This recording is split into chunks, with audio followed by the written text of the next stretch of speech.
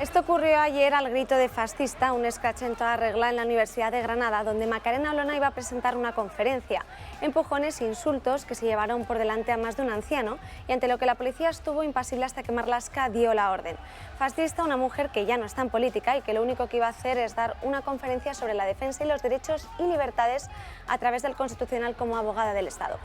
Pero, ¿qué creen que es el fascismo? El origen del fascismo viene del socialismo nacional y el que alguien sea fascista o extremista significa no dejar al otro actuar en libertad ni ejercer sus derechos fundamentales y básicos dentro de la sociedad. Ser fascista es ser intransigente, autoritario y verdugo, es impedir que una persona a través del amedrentamiento acuda a un acto a una universidad pública para dar una conferencia.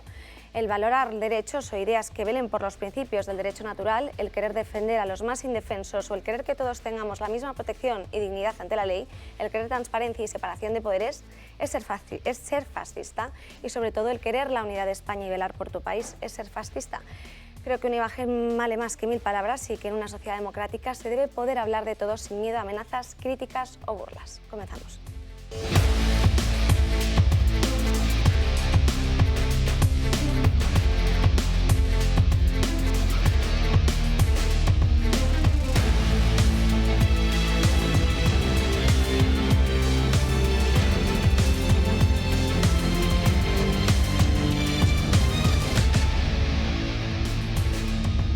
Buenos días, ya es viernes. Tenemos que saludar en primer lugar a Julio Ariza. Muy buenos días, Julio. Buenísimo.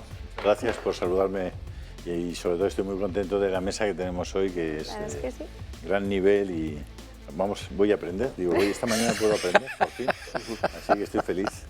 Y bien, viendo un poco este panorama de sí, Macarena y tal, y además me hace mucha ilusión que ahora los medios de comunicación presten tanta atención a lo que le pase a alguien de Vox. Me parece interesante. Seguramente lo hacen para ayudar a Vox y para animar a que todo vaya bien en Vox. Bien. Allá cada cual con lo que vaya haciendo, ¿no? Al final lo que quiero puntualizar con la introducción es lo que es ser fascista, que siempre se critica a Vox por serlo o ser extremista, cuando al final el fascismo es eso, el que no te dejen actuar en libertad dentro de una sociedad. Creo que bien. Seas quien seas. Bien, sí, está bien. Sí. Pues sí, esto es todo un teatrillo. De los medios de comunicación en España es un teatro. Mientras no se aclaren las cosas que hay detrás de los audios de Villarejo y de quién mueve el poder de verdad y cuáles son los jueces esos que aparecen en los audios que siguen en la Audiencia Nacional y los policías que siguen en la cúpula de la policía y los etcétera, todo esto es marketing del peor. En fin, tendremos que entrar más a fondo en el asunto y un día contaremos más cosas, pero esto es un teatro que no tiene nada de... Es decir, el de verdad está en Bruselas diciéndole a Hungría que le van a retirar los fondos europeos a Orbán porque es un país que no es muy democrático.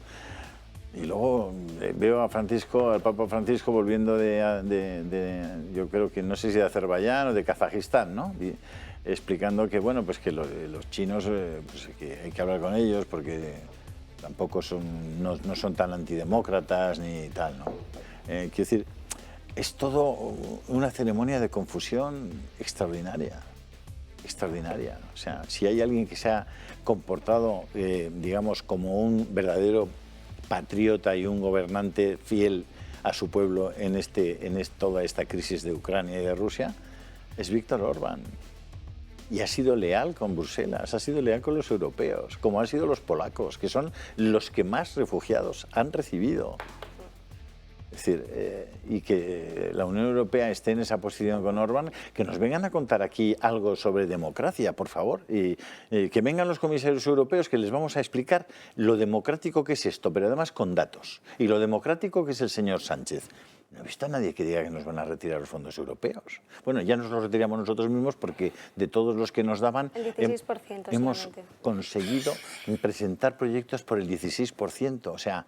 En fin, hablamos largo y tendido porque de hecho es uno de los primeros temas que me parece interesante, la verdad. Vamos a comentar en la mesa. Y Josep María Francas, muy buenos días por este lado. Muy buenos días, pues mira, me solidarizo con Macarena y me apunto al comentario que has hecho al principio, porque la violencia es propia del totalitarismo, y eso puede ser fascismo o lo que quieras, pero no es propio de la libertad, con lo cual no dejar hablar quiere decir que es un comportamiento absolutamente antidemocrático, totalitario, fascista, lo que se quiera. Tampoco voy a entrar ahí, porque después está un señor que mide mucho las palabras y me puede cascar. Yo esta mañana viendo la televisión me he quedado encantado con una entrevista a Borrell que me ha parecido preciosa, sobre todo porque no le han preguntado nada como la última vez en la 1 sobre qué había pasado en España con el Sáhara, a pesar de que se estaba hablando de energía y todo eso, no le han preguntado. La última vez que le preguntaron, Borrell dijo que España no había cambiado en absoluto su política con el Sáhara ni con Marruecos y que seguía a pies juntillas la política de la Unión Europea. Por hacerte un paréntesis, Borrell es este señor que fue condenado por la CNMV porque utilizó información privilegiada siendo consejero de Abengoa para que su esposa, la presidente honoraria del Partido Socialista, vendiera a tiempo las acciones y ganara dinero en esa venta, y la CNMV le dijo era culpable de haber utilizado información privilegiada. ¿Ese es el señor Borrell? Sí. Vale. Es el mismo de los inspectores de Hacienda, Huguet y Aguiat, en virtud de cuya actuación el diario El País logró que Borrell dimitiera por corrupción. De candidato, es el mismo. Bueno, pues este es el que han puesto de Mr. Pesc en Bruselas. Eso os da una idea de cómo rayos funciona Bruselas. Paréntesis cerrado. Sí, y de cómo funciona la política española, que es la que le propuso y le votó, tampoco nos engañemos. Pero, en fin, también entonces ha dicho una cosa que no sé si se le ha escapado, pero me ha parecido muy interesante. Porque al hablar del tema de la guerra de Ucrania, dice, hombre, y eso también ha servido para que cortemos la dependencia energética de Europa con Rusia. Interesante tema. O sea, ya se ve que era, no sé si era un objetivo principal o un objetivo secundario, pero era un objetivo. Y el segundo tema que me ha hecho mucha gracia es que en Telecinco han hablado de las bandas juveniles porque ayer mataron a un chico, apuñalaron a un chico, no sé exactamente si en Madrid o no sé dónde, y entonces el periodista ha dicho, no, cuidado con decir qué tipo de bandas, porque nos dice la policía que solo digamos bandas juveniles para no estigmatizar a nadie. Y entonces la periodista que comentaba esto dice, claro, bueno, pero es que eran de Dominican Don't Play, pero entonces, claro, si no se puede decir eso, habrá que decir que eran de filosofía latina. No podemos decir bandas latinas, no podemos decir bandas próximas a lo latino, pero de filosofía latina. Y entonces la han mirado todos diciendo, tampoco, bandas juveniles. Pues nada, que nos la seguimos cogiendo con papel de fumar en algunas cosas y en otras, en cambio, tenemos un cañón donde entra todo. Pero, en fin, lo que decía Julio.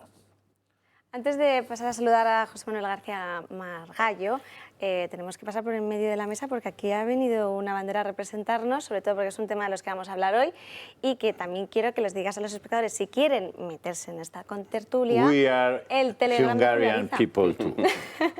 El Telegram de Juliariza para que puedan también participar, que estamos totalmente solidarios. Os pondré ahora el teléfono, pero que sepáis que yo, seguramente otras personas en la mesa no van a coincidir, pero como aquí hay libertad de expresión para esas personas y también para mí, pues tengo que decir que he querido traer la bandera de Hungría porque me solidarizo al 100% con lo que está haciendo Víctor Orbán políticamente en Europa y por sus gobernados.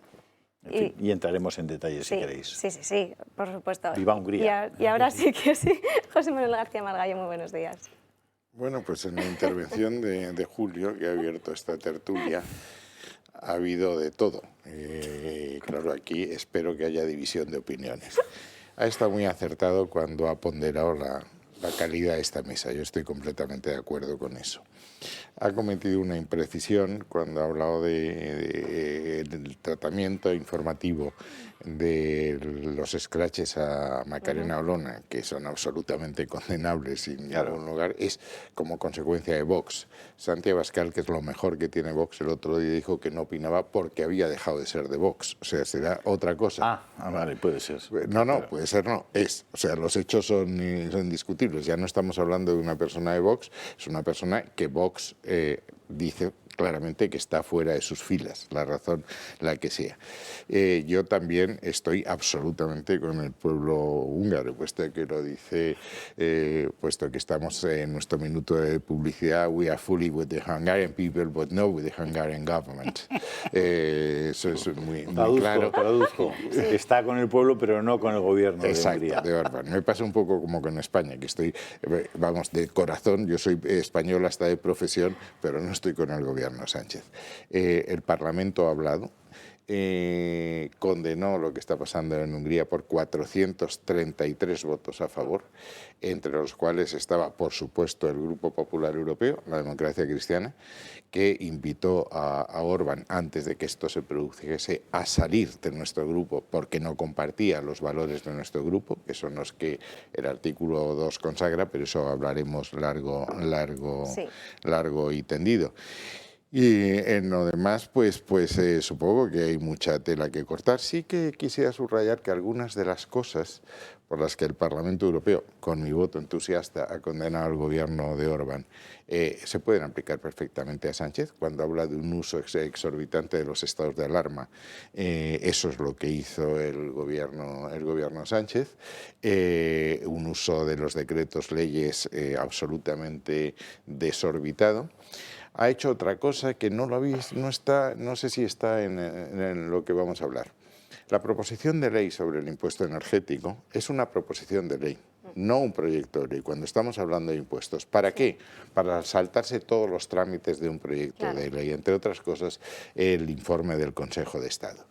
Es una barbaridad técnica como la copa de un pino. Es decir, lo que le ha dicho la Comisión Europea, es decir, esto que ustedes quieren hacer, llaman prestación patrimonial no obligatoria, para que no tenga carácter de tributo, pero que grava la facturación a las ventas. Eso es un impuesto indirecto, desde que el impuesto indirecto se inventó, que se inventó con la alcabala en España, por cierto. Pero vamos, aquí hablaremos mucho de eso. El Parlamento A mí lo que más me preocupa de la situación de España en estos momentos es el deterioro de la democracia española. The Economist dijo que ya hemos dejado de ser una democracia plena. Es verdad, el Parlamento se está convirtiendo en un parque temático, es decir, ya todo se hace por decreto ley, no hay comisiones de investigación, el Ejecutivo no se reúne o no debate los temas importantes, ejemplo el Sáhara, y han querido copar el Consejo del Poder Judicial para controlar el Tribunal Constitucional y revertir algunas de las decisiones que a ellos más les preocupan, y para hacer los nombramientos de los jueces que les van a juzgar. Sería más fácil para ellos indultar a Griñán si tienen juezas de su cuerda que si tienen jueces independientes. Por eso no quieren que sean los magistrados. Es decir, estamos en una situación de supervivencia. Y Appelbaum, que es, por cierto, la mujer de Sikorski, que es polaco de nuestro grupo, no del grupo del gobierno, muy opuesto al gobierno polaco, que es hermano del de Hungría, dice que las democracias perecen si se dan las circunstancias para que se den. Es decir, y aquí hay un problema muy serio. Este es un discípulo de Azaña que empezó diciendo la República será de izquierdas o no será, que era excluir a la mitad del país. Entre ellas, en esa mitad, aunque no coincidamos, está también Macarena Olona, como estoy yo, pero porque estamos en contra de esta pseudodictadura que está implantando Sánchez.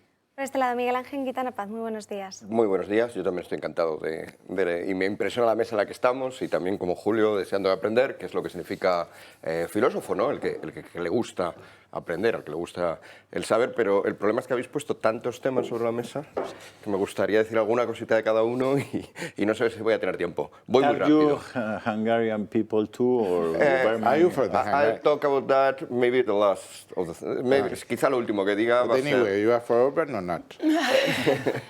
A ver, voy a empezar con lo de Olona, ¿no? Porque si no parece casi como un desprecio, porque es un hecho muy muy reciente, hace menos de 24 horas, y además es importante. Creo que hay varios asuntos ahí que hay que destacar. Uno, los estudiantes que organizaron esta encerrona, este ataque, este boicot, este acoso a una conferenciante en una universidad, los estudiantes que lo hicieron pertenecen a un colectivo de jóvenes comunistas. Han publicado un manifiesto en el cual dicen que está siendo muy criticado, y yo sí que sirve de precedente, les voy a dar la razón. En el manifiesto dicen que la universidad es suya, de ellos. Dice, la universidad es nuestra, dicen estos estudiantes comunistas. Y la gente dice, ¿pero cómo pueden decir esto? Yo les doy la razón, la universidad es de ellos. La universidad hoy es en buena medida de estas ideas de izquierda, radical e intolerante. Hay muchos departamentos universitarios, muchas facultades tremendamente intolerantes con cualquier idea que se separe de lo que quieren convertir en cierto consenso progre, izquierdista. Bueno, ahí es verdad que luego hay sus matices y hay sus peleas, pero que excluye a la mitad de España, como quería, por cierto, Azaña, efectivamente, lo ha dicho muy bien el señor Margallo. Este fenómeno lo habéis calificado de fascista.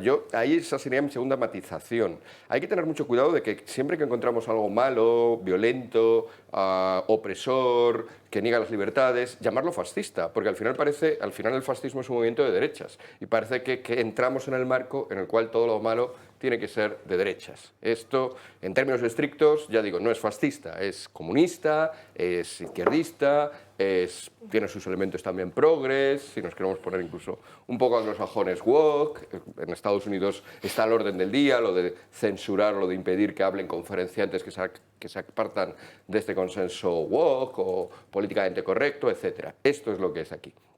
Y en tercer lugar, hay mucha gente que está utilizando, este es el lado más filosófico de la cosa, hay mucha gente que está utilizando aquella frase de Popper de hay que tolerar todo menos al intolerante. Y están utilizando esto para justificar el ataque a Macarena Olona. Macarena Olona es la intolerante y por lo tanto está justificado atacar al intolerante. En primer lugar, la frase de Popper no era así. Lo que dijo Popper en una nota a pie de página, por cierto, de la Sociedad Abierta y sus enemigos, es una cosa un poco apresurada, a la cual se le está dando más importancia que al resto del libro. Lo que dijo Popper es que lo que no hay que tolerar, esos intolerantes los definió. No basta con que yo te denomine a ti intolerante y entonces ya pueda ser intolerante contigo, porque entonces pues estamos en las mismas. Popper dijo que eran intolerantes aquellos que usaban la violencia, aquellos que pretendían usar la violencia para llegar al poder. De tal manera que los verdaderos intolerantes ayer fueron precisamente los estudiantes que fueron a ejercer la violencia para no dejar a Macarena Olona.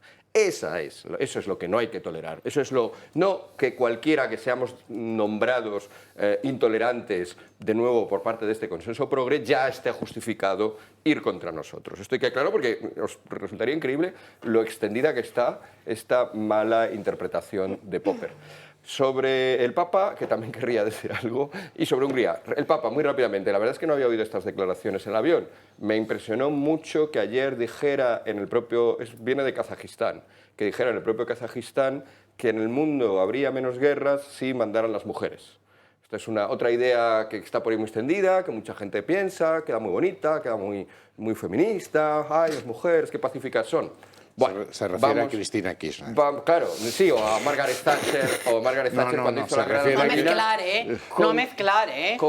Se refiere a Cristina Kirchner. El Papa es claramente peronista. Sí, vamos, pero absolutamente.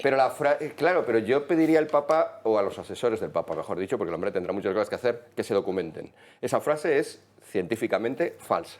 Se ha hecho un estudio, es porque esto se dice mucho, entonces al final hay gente que se pone a estudiarlo y sale un estudio hace un par de años, 2020, analizando eso. Todas las mujeres son menos que los hombres y por tanto tampoco te puedes centrar mucho en las políticas, en las primeras ministras recientes porque la muestra sería muy escasa. Pero sobre las reinas de los últimos 5 siglos ya tienes más. Y el resultado de ese estudio, de estudiar cómo gobiernan las reinas, cómo gobiernan los reyes, es el opuesto.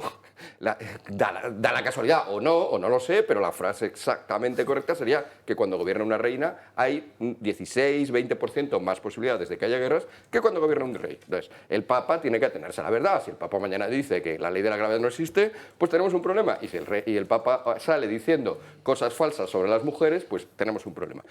Hay un problema con China también, si lo ha dicho en el avión, porque ya Monseñor Sorondo, uno de los asesores del Papa, y quizá por apellido deducís que también argentino, ya hace también un par de años dijo que China era el país que mejor representaba la doctrina social de la Iglesia. Toma ya. Él ha dicho ayer calificar a China como antidemocrática, yo no lo creo, porque es un país tan complejo. Bueno, pues no es complejo. La verdad es que no es complejo y la doctrina social de la Iglesia tampoco es tan compleja y China no es un buen ejemplo de la doctrina social de la Iglesia y el Papa debería, dos cosas. Una, como Papa, conocer bien la doctrina social de la Iglesia y sus asesores, elegir asesores, monseñores, que conozcan bien la doctrina social de la Iglesia, aunque sean argentinos. aunque sean argentinos. Y, y el Papa, como jefe de Estado del Vaticano, debería conocer bien lo que está pasando en China. Entonces, estas cosas pasan, pues al final pasan bastante gratis, porque la gente católica o más conservadora tiene dificultades en criticar al Papa, cosa que no hay problema porque se ha criticado a los papas a lo largo de toda la historia. El primero que criticó a San Pedro fue San Pablo, nada más y nada menos, y está escrito, ¿no? Si la gente leyera más las cartas de San Pablo o los Hechos de los Apóstoles, vería la crítica. El propio San Pablo lo cuenta en una de sus cartas. O sea, dice, yo me levanté contra Pedro porque estaba diciendo... Bueno, punto uno, la gente conservadora y obviamente la gente progre, de izquierdas, pues también estas cosas le gustan. Claro, China no está tan mal, bueno, pues la mujer, el feminismo ahora tontorrón, de que las mujeres en todo tienen razón. Esa y... Bueno, no sé si me queda tiempo para Hungría o como veo que la bandera se va a quedar ahí, ¿vale? seguro que sale el tema. Di tu opinión sobre de Hungría. Sobre la cuestión de Hungría, perfecto. Pero que diga la primera... línea. La primera línea es ir un poquito más allá en lo que ha dicho el señor Margallo. A mí me parece muy paradójico que en el Parlamento Europeo hayáis condenado a un país como Hungría. Y hay un agravio obvio cuando en España se están haciendo cosas iguales o peores. Entonces, la justicia es tratar a todos por igual. La justicia no es seleccionar a uno que teóricamente ha hecho algo mal, que ahora discutiremos si lo ha hecho mal, e ir contra él y a los otros 15, o en este caso al otro uno, bueno, 20 y tantos miembros del gobierno, pero el otro uno, Pedro Sánchez, que está haciendo cosas peores, eximirle, porque entonces no estáis siendo justos y estáis siendo absolutamente arbitrarios y estáis siendo sectarios. Es sectario que hagáis un escrito, por suerte simplemente una declaración del Parlamento, no tiene consecuencias más allá de la declaración, pero es sectario que os concentréis en meteros con Orbán, cuando en España tenemos a Pedro Sánchez controlando completamente el CIS, que es una institución del Estado. Eso no es dictatorial, eso no va contra la democracia. Tenéis a Pedro Sánchez, que ya ha entrado incluso en el INE, que debería ser una cosa, el Instituto Nacional de Estadística, debería ser una cosa séptica. Bueno, pues ya ha metido sus peones allí, ya ha venido ahí su director, y ya ha cambiado, ya han hecho una corrección sobre las estadísticas que acaban de publicar con este nuevo director metido por Sánchez. Eso que altera todo el conocimiento que puede tener el país de sí mismo a través de la estadística, se ha hecho, y en el Parlamento Europeo no habéis dicho ni media palabra sobre Sánchez. Pero es que Sánchez además está haciendo un ataque brutal a la justicia. A mí me parece importante el CIS, me parece importante el INE, pero obviamente lo es mucho más la justicia. Está yendo contra los jueces. ¿Esto no es importante? Bueno, pues nada, no habéis hecho una declaración sobre lo mucho que se aleja de la democracia y se acerca a lo dictatorial Pedro Sánchez. Con él no miráis, no prestáis ninguna atención a eso. Entonces, esto me parece grave. A mí me gustaría que hubiese un cierto respeto a la verdad. Termino. Me parece grave que los indultos en España se concedan a los afines, porque estamos viviendo esto, estamos viendo que para ser indultado, por ejemplo, tienes que ser como Griñán del PSOE, entonces si te condenan y eres del PSOE, no te preocupas porque va a llegar el gobierno y te va a indultar. O si te condenan y volvamos a la cuestión del feminismo, has secuestrado a tus hijos, una cosa muy grave para los niños para empezar, pero también para tu antiguo cónyuge. Pero como respondes a esta mentalidad feminista estándar, pues llega el gobierno y te va a indultar. Esto es gravísimo que aquí en España, si tienes la ideología o perteneces al partido que está gobernando, no te preocupes de que te condenen los tribunales, porque va a llegar al gobierno y te va a indultar. Esto va contra la democracia, esto rompe la democracia. Y, sin embargo, en el Parlamento Europeo estáis tan tranquilos, sin decir nada, y, sin embargo, ponéis una lupa así de grande para alguien que va contra vuestra ideología. Y, por lo tanto, de alguna manera, os comportáis como Sánchez, que simplemente ir contra aquellos que van contra está faltando a la verdad. Bueno, estás faltando a la verdad. Es decir, quien paró el tema de un proyecto de ley del Gobierno para elegir a los miembros del Consejo del Poder Judicial por mayoría simple y no por la mayoría cualificada fue el Partido Popular, y Didier Reynders, que es un liberal y es el comisario, paró esa maniobra. Es decir, que no hemos parado las maniobras totalitarias de Sánchez del Parlamento Europeo, es faltar a la verdad. No habéis dicho que sea un partido, que sea un presidente, que sea un gobierno que se aleja de la democracia. No lo ha dicho el Parlamento Europeo. Esto se te va a curar leyendo. Yo publico un libro... Bueno, es la primera vez en mi vida que me acusan de leer poco. Pero respóndeme. Una cosa que he leído es la lógica de Aristóteles. Responde a esta pregunta. ¿Habéis condenado al gobierno Sánchez por poco democrático? ¿Qué es lo que yo he dicho? Todavía no. Pues pero es que es decir, los húngaros llevan una carrera. Lo más importante que han dicho los húngaros es que no hay prioridad para el derecho europeo sobre el derecho nacional. Eso es cargarse la Unión Europea en su totalidad, como cualquier unión política. Segundo, lo último que han hecho es pactar con Putin el tema del gas y el petróleo, rompiendo la solidaridad europea. Pero luego hablaremos de más cosas, de corrupción, de intervención en el proceso electoral, de atentar a la independencia de los jueces, porque aquí Europa es un club y tiene unas reglas. Y tiene unas reglas que es el Estado de Derecho.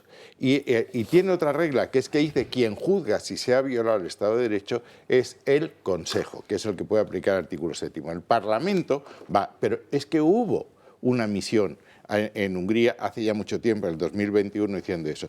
Todo se andará, pero decir que nosotros no hemos parado las maniobras antidemocráticas es una expresión totalitaria que no se atiende a la verdad. Por favor, necesito hablar, porque es que si no me voy. No. Sí, porque es que es Directamente. Sí, os Yo he hablado mucho menos que él, ¿eh? Bueno, pero en cualquier caso, o sea, un poquito He de por sido favor, como atacado. dice el otro, ¿no? Llevo intentando introducir y saludar Oye, a la a ver, mesa que a un Natalia poquito de Aguilar. por favor. Queda hora y bastante- media, 35 de programa. Ya, pero a ver, no, calma. A ver, es que, como bien dice nuestro contertulio, hay un porrón de cosas que... Vale. A ver, voy a empezar por mi querido Margallo. A ver. Gas ruso. ¿Y hablan de Hungría y Alemania? ¿Y España? Alemania no está comprando en A ver, rublos. perdón, a ver, ministro, es que ni que tuvieras tú la bola de cristal para saberlo todo, que eres un No, tío pero inteligente que y conocedor sin lugar a no, ninguna eso duda. de los Pero vamos periódicos, a es ver, que no está pagando en pero que rublos. Alemania está pagando y España. No es verdad. Que, a ver, oye, por favor, entonces los periodistas no saben nada y entonces publican siempre mentiras. Que lo que están no está pagando en rublos. Vamos a ver, me importa un pito en que estén pagando, bueno. pero realmente... Es que es lo que hemos realmente estamos- acordado. Bueno, es igual. Es mi turno. Es mi turno. Vale, Sí, Sara, es hay mi que turno. respetar Vale. los turnos, A ver, porque Pues si no, peor que la eso, gente, los estamos pagando en espectadores... euros. Bueno, no Hay sé que- lo que Era lo estamos que se pagando, notaba. pero lo cierto No, verdad es es que... Hay que sí mismo respetar se los me turnos porque si no los espectadores no se enteran. Sigue, Ahora le toca a Mazali, Mazalia venga. Aguilar. Vamos a Somos ver. todo Hungría, oídos. que es por lo primero que hemos empezado. A ver, ¿quién ha elegido al gobierno húngaro que está ahora mismo? El pueblo húngaro. Claro. Y el gobierno húngaro decide que tiene la soberanía nacional para tomar las decisiones que estime oportunos para su pueblo. Pues ole, que es lo que a mí me gustaría, que es el gobierno que tuviésemos en España fuera tan soberano para tomar las decisiones que implican y favorezcan a su país y a su pueblo. Así que no tengo nada más que decir. Me parece increíble que el Parlamento Europeo esté siempre poniendo el foco en Hungría y en Polonia. Yo tengo a los polacos en mi grupo. Son gente extraordinaria, igual que los húngaros. Y entonces me molesta profundamente que efectivamente estén diciendo que es que ellos tienen que plegarse a... ¿Cómo que la ley de Europa tiene que estar por encima de la ley de la soberanía nacional? ¿Desde cuándo? Habrá cosas que efectivamente sean pertinentes y tengamos que aceptarlas porque, como bien dice el ministro, estamos en un paraguas de los miembros de ese club, pero habrá otras cosas que bajo ningún concepto. No se puede perder la soberanía nacional, solo faltaba. Por poner un... A ver, más cosas. Hemos empezado por Macarena Olona. Es amiga mía. Es una señora de los pies a la cabeza. Y efectivamente, como muy bien ha dicho el señor ministro, Macarena ha decidido dejar la política. Entonces, la están escrachando y la están...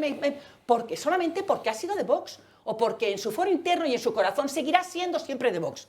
No la han escrachado por otro lado, simplemente porque es de Vox. Aunque no esté ahora mismo en la política y aunque yo no esté en el partido. Y es una vergüenza que el señor Marlaska, que es el peor ministro de Interior que hemos podido tener, indigno hasta la saciedad, haya permitido, habiendo avisado con mucho tiempo a Macarena que iba a estar ahí, que pasaran estas cosas. Bueno, las imágenes de los empujones a este señor mayor al suelo, pateando, es que es de vergüenza. Y que la policía sé que puede hacer su trabajo maravillosamente bien, pero que no puede moverse porque no se lo permiten. A ver, fondos europeos. Pues tenéis toda la razón. Este gobierno es lo más absurdo del mundo y que no sepamos utilizar los fondos europeos con lo que eso conlleva, es como para darles una patada en el trasero y echarlos a todos, pero directamente. Más cosas. A ver, me ha hecho gracia lo de Borrell con Putin. Si la frase es correcta, no le ha gustado que Putin lo mencionara. Más o menos ha debido decir, pues no me hace gracia que mencione, porque tal y como se las gasta... Claro, ¿cuántos altos gerifaltes rusos, amigos de Putin, de repente se tiran por la ventana y han desaparecido? 8, me parece, ¿no? O sea, no me extraña que tenga miedo el señor Borrell de que el señor Putin lo mencione. Y luego, del Papa prefiero no hablar, porque puedo ser muy respetuosa y yo soy católica, aunque mala practicante. De modo que prefiero no hablar porque mejor que se calle. Aquel refrán que dice, en boca cerrada no entras moscas, pues su santidad debería tener la boca muy, muy cerradita. Y a ver, y me ha hecho gracia lo de Azaña. Hay un vicepresidente europeo que se llama señor Timmermans, conoce bien el señor Margallo, que dice lo de Europa será verde o no será, debe ser que ha leído hazaña. Y entonces, ¿no? Él, bueno, ha cambiado y busca su frase. Y luego, otro tema de Sánchez con los jueces. ¿Ahora quiere meter la mano en el ejército con la señora Delgado? No le sobra la barbaridad que ha hecho ni lo que está haciendo. Muy bien, digamos, apuntado por nuestro ministro. Ahora quiere meter la mano en el ejército y quiere nombrar a esta señora en uno de los puestos, ¿no?, que hay de como fiscal. Bueno, termino. Luego vuelvo a Si os parece, vamos a volver a retomar el tema de Hungría, porque le acusaba justo un informe del Parlamento Europeo a Hungría de no ser un país democrático. Pero, ¿es democrático o no es democrático? Hemos hecho una recopilación.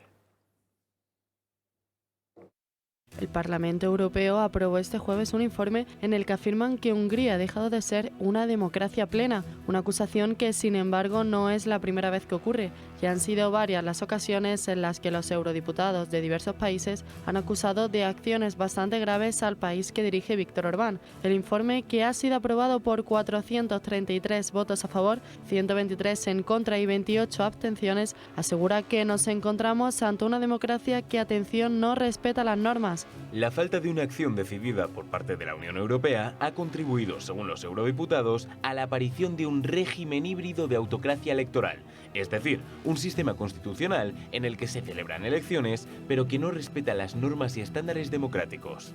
Una auténtica caza de brujas que lleva persiguiendo Hungría desde el año 2010, año en el que Orbán tomó las riendas del país. ¿Pero por qué? Por sus políticas prohibidas y las medidas con las que intenta levantar el país. Una de las últimas polémicas que ha protagonizado Orbán es por querer que, antes de acabar con la vida del bebé, las madres escuchen su latido. El fin es terminar así con la gran tasa de aborto que hay en el país húngaro, estando la vida por encima de todo. Un país declarado como régimen híbrido de autocracia electoral, del que no vendría nada mal que Sánchez copiara alguna de sus medidas. Un régimen híbrido de autocracia electoral, porque aluden a que sí, que hay elecciones, pero que luego pues no cumplen ni respetan los derechos ni las normas. Tengo una del duda, país. que, a ver, yo en ese tema soy bastante burro. Y lo único que he hecho es leer la prensa. Entonces, según la prensa española, entiendo que porque Hungría ha dicho algo de que las madres tienen antes del aborto no sé qué... Que escuchar el latido del corazón del niño. Pues, o sea, yo lo que he leído, y creo que el ciudadano español sabe, que por haber dicho eso, el Parlamento dice que no es una democracia. Porque el Parlamento, paralelamente, eso es lo está... Que no es por eso, hay Ya, pero 11 causas. Por eso sería bueno explicarlo, porque pues yo lo que he Pero leído... esa es una de las causas, sí, pero, porque tengo el Parlamento No, Europeo el también Parlamento lo que no ha defiende dicho son los derechos reproductivos de la absolutamente- mujer frente No a hay- las no, Naturus. Vamos a ver, porque de tanta polmareda vamos a perder a don Beltrán. Una cosa es ser una democracia y otra cosa es ser una democracia liberal. La democracia responde a una sola pregunta: ¿quién manda? Donde manda el pueblo hay una democracia, y donde no manda el pueblo no hay una democracia, por muchos adjetivos que le pongas: popular, orgánica como en el franquismo, lo que quieras. Liberal quiere decir que el gobierno, por mayoría que tenga, no puede entrar en aquellos derechos que el ciudadano no ha cedido al poder, es decir, que de los que no se ha desprendido. Y en segundo lugar, que tiene que respetar a las minorías. Y aquí, en el caso húngaro, en el tema de derechos y libertades y respeto a las minorías, lo que dice el Parlamento por 433 votos y después de una delegación de la Comisión... 129 en contra. 123. Pero bueno, me parece que son 123. Me es igual, 123. te acepto vale. 123. No, es que yo estuve allí. Vamos a ver. Entonces, También. bueno, pues son 123. No son 123. Bien, no, yo 123. no estaba y son los que Vale, son. sí, de acuerdo. Eso es Entonces, irrelevante. es el Ahora mismo. informe del Parlamento, que tiene un montón de considerandos, dice, primero, que no se respeta a las minorías, y cita la minoría gitana y la minoría judía, que no se respeta a determinados colectivos por su identidad sexual, y habla de los LGTBI. Ya estamos. Dice, no, lo digo lo que dice el Parlamento. Por eso. Tú estarías en los que votan 123, yo estoy en los que votaron 143. 400, te lo digo exacto, pero 39. vamos a ver, 433. Sí, 39. Vale. Y ahí están los liberales y los democristianos, que no somos sospechosos. ¿Cuál es por qué nosotros estamos en contra? Porque para nosotros la concepción básica es que solo hay dos movimientos políticos en gordo: los que sitúan al hombre en el centro de la actividad política. Toda la actividad política se justifica por garantizar los derechos y la seguridad de los individuos, y los que hacen... Pero después de nacer. Perdona. Después de nacer. Antes, por si acaso, no. No digo lo del hombre. No, yo cuando pueda seguir, sí. Sigue. No, pero mientras que los totalitarios hacen del hombre una pieza, un instrumento, al servicio de la clase, que es el marxismo, al servicio del Estado, que es el fascismo, la ley, el fuero del trabajo empieza como instrumento totalitario, etcétera, o al servicio de la raza, que es el nazismo. Entonces, en donde hay un roce con derechos y libertades de las personas, te gusten o no te gusten, comparte su ideología, etcétera, estamos en un movimiento totalitario. Y aquí estamos tocando ese tema. Eso es lo que el Parlamento ha hecho en Hungría. Y antes, en el Partido Popular Europeo, y te aseguro que fue un enorme sacrificio, el Partido Popular Europeo, pues nada más hay unas fichas y tú vales lo que tienes de diputados para elección de miembros, etcétera. El prescindir de Fidesz, que es el partido mayoritario en Hungría, nos costó un enorme sacrificio. Pero el problema, Masali, no es que haya sido elegido democráticamente. Hitler también fue elegido democráticamente. El problema es cómo gobiernas. Es decir, el hecho de que tú tengas los votos en una elección no garantiza que seas democrático. Eres democrático si gobiernas con atención al pueblo y respetando las minorías y los derechos. Eso es la democracia liberal. Lo otro no vale. O sea, es decir, yo he dicho eso. No, pero lo digo yo. España tiene un gobierno democrático porque ha sido elegido, pero está violando todas las normas de la democracia liberal. Perfecto. Entonces, ¿por qué no está sancionado? No, pero es que el argumento de solo porque le han votado es democrático, mire usted, no, España tampoco. Bueno, pues ya está. Entonces a mí que Orbán tenga muchos votos me parece muy peligroso. Pero el tema está, y perdonadme te parece puntualizar... peligroso lo que él está diciendo. Y has mencionado las minorías, el LGTBI, tal. Los judíos, los gitanos, la separación judicial, la corrupción. Pero es decir, hay un montón de expedientes que los contratos públicos se han entregado a amigos del poder, las limitaciones a la libertad de expresión, todo lo que dice la resolución, que tú has leído igual que yo. Pero es que, ¿quién dice eso? Pues lo dice la Comisión de Derechos y Libertades, que se va allí, y lo dice el Parlamento, y acusa a la Comisión de no haber hecho su trabajo. Porque ¿no le han acusado de haber aplicado 2 decretos anticonstitucionales? O sea, y al presidente de nuestro país, sí. Entonces, al final, el Parlamento Europeo lo que están indicando... Él no está defendiendo al gobierno. No, sí, ya lo sé. Lo que estamos hablando es del criterio del Parlamento Europeo con respecto a unos países y a otros. Bien, pero es que ahora estamos hablando de Hungría. Es decir, ya hemos hablado de España y te insisto que cuando quisieron cargarse el tema del Poder Judicial cambiando la ley que exige una mayoría cualificada para garantizar un mínimo equilibrio, un mínimo respeto a las minorías, a mí no me gusta, a mí me gusta que lo eligiesen los jueces, que es lo que me garantiza el país. Es un escándalo que aquí todo el mundo hable de jueces conservadores y jueces progresistas. Mire usted, el juez no es ni conservador ni progresista, lo que hace es aplicar la ley. Entonces el sistema es perverso, pero este era menos malo que diga yo voy a nombrar cuando tenga mayoría, porque estos tienen mayoría, nombrar a todos. Y lo que están haciendo, y lo importante no es lo del INE, porque para eso tenemos los servicios estadísticos. Lo importante es lo que están haciendo en el Banco de España. El Banco de España, que siempre ha habido un equilibrio entre el partido y la oposición, todas las vacantes que se están produciendo ahora, las nuestras, por supuesto, las cubren con ellos. Eso es lo importante. José Manuel, es decir, conoces bien el asunto y como lo conoces bien, no se te escapará que las posiciones de Bruselas son posiciones marcadas esencialmente por el lobby LGTB en prácticamente todos los asuntos que tocan. Sí, es verdad. Y por el lobby decir que no es verdad, sí que es verdad. pero es que es tan evidente, es tan palmario. Es decir, a Bruselas no le gusta nada que en la Constitución húngara se reconozca que el matrimonio es una cosa entre un señor y una señora. No les gusta nada. ¿Eso está en la resolución? Te vuelvo a repetir, no les gusta nada, desde el minuto 1. Además, se reunieron con ellos en diversas ocasiones para decirles que no figurara, igual que a Polonia. No les gusta nada que rechacen, tanto Polonia como Hungría, las leyes de género. No les gusta nada, porque quieren una interferencia en la educación de los niños por parte de esos lobbies. Y para ellos eso es sí o sí. Y es lo más gordo. Lo de los judíos y los gitanos, estoy dispuesto a irnos a Hungría y ver cuál es efectivamente la relación que hay entre el gobierno húngaro y sus leyes y los judíos y los gitanos. Y me gustaría ver cómo estamos tratando nosotros a determinadas minorías, por ejemplo, los cristianos en España, o cómo se les está tratando en Holanda, o cómo se les está tratando en Dinamarca, o cómo se les está tratando... Es decir, a ver, que de derechos fundamentales Bruselas tiene muy poco que decir. Que Bruselas es corresponsable de que Puigdemont esté donde está en este momento. ¿Así? Sí, como Alemania, sí señor, sí señor. Estamos en un club que tenía unas normas y las normas era, joder, un respeto por lo menos a las decisiones judiciales de los otros países del club. ¿Y qué han hecho en ese club? Mandarnos a hacer puñetas y tener a Puigdemont dando la tabarra en Bruselas, en Waterloo todo el día y además en el Parlamento Europeo. Vamos a ver. O sea, de verdad, José Manuel, y el tema LGTB, de verdad, créeme, lo que hay detrás de eso es que no soportan que haya dos países que digan no al adoctrinamiento LGTB, no lo soportan, y los demás se lo han comido con patatas fritas. Y hay algunos aquí que no soportamos eso y que no nos lo vamos a comer con patatas fritas y así nos va, y cada vez que va a venir una campaña de publicidad salen los LGTB y dicen a esos no, a esos no. ¿Por qué? ¿Y dónde están nuestros derechos fundamentales? En ninguna parte, José Manuel. Los que no pensamos como ellos no tenemos derechos fundamentales. No los tenemos. Leeros el artículo de Fernando del Pino Calvo Sotelo, el último artículo sobre el tema de la razón y la libertad, que no tiene desperdicio y que explica este fenómeno, que es un fenómeno realmente totalitario. El que hay aquí en el tema LGTB es completamente fascista y completamente totalitario. Y aquí los padres no podemos elegir la educación de nuestros hijos.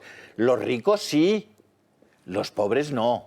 Los ricos sí, los pobres no. Y esa es la realidad de nuestro país. Y eso es lo que a los de Bruselas, porque manda Soros, porque mandan un montón de gentuza que quieren promover la esterilidad en el mundo. Y que están tan preocupados con los derechos fundamentales que promueven el aborto. Y la última declaración del Parlamento Europeo y la última declaración de la Comisión Europea y de la Organización Mundial de la Salud es que hay que promover el aborto lo más posible. ¿De qué derechos fundamentales me habláis si no dejáis que a la gente nazca?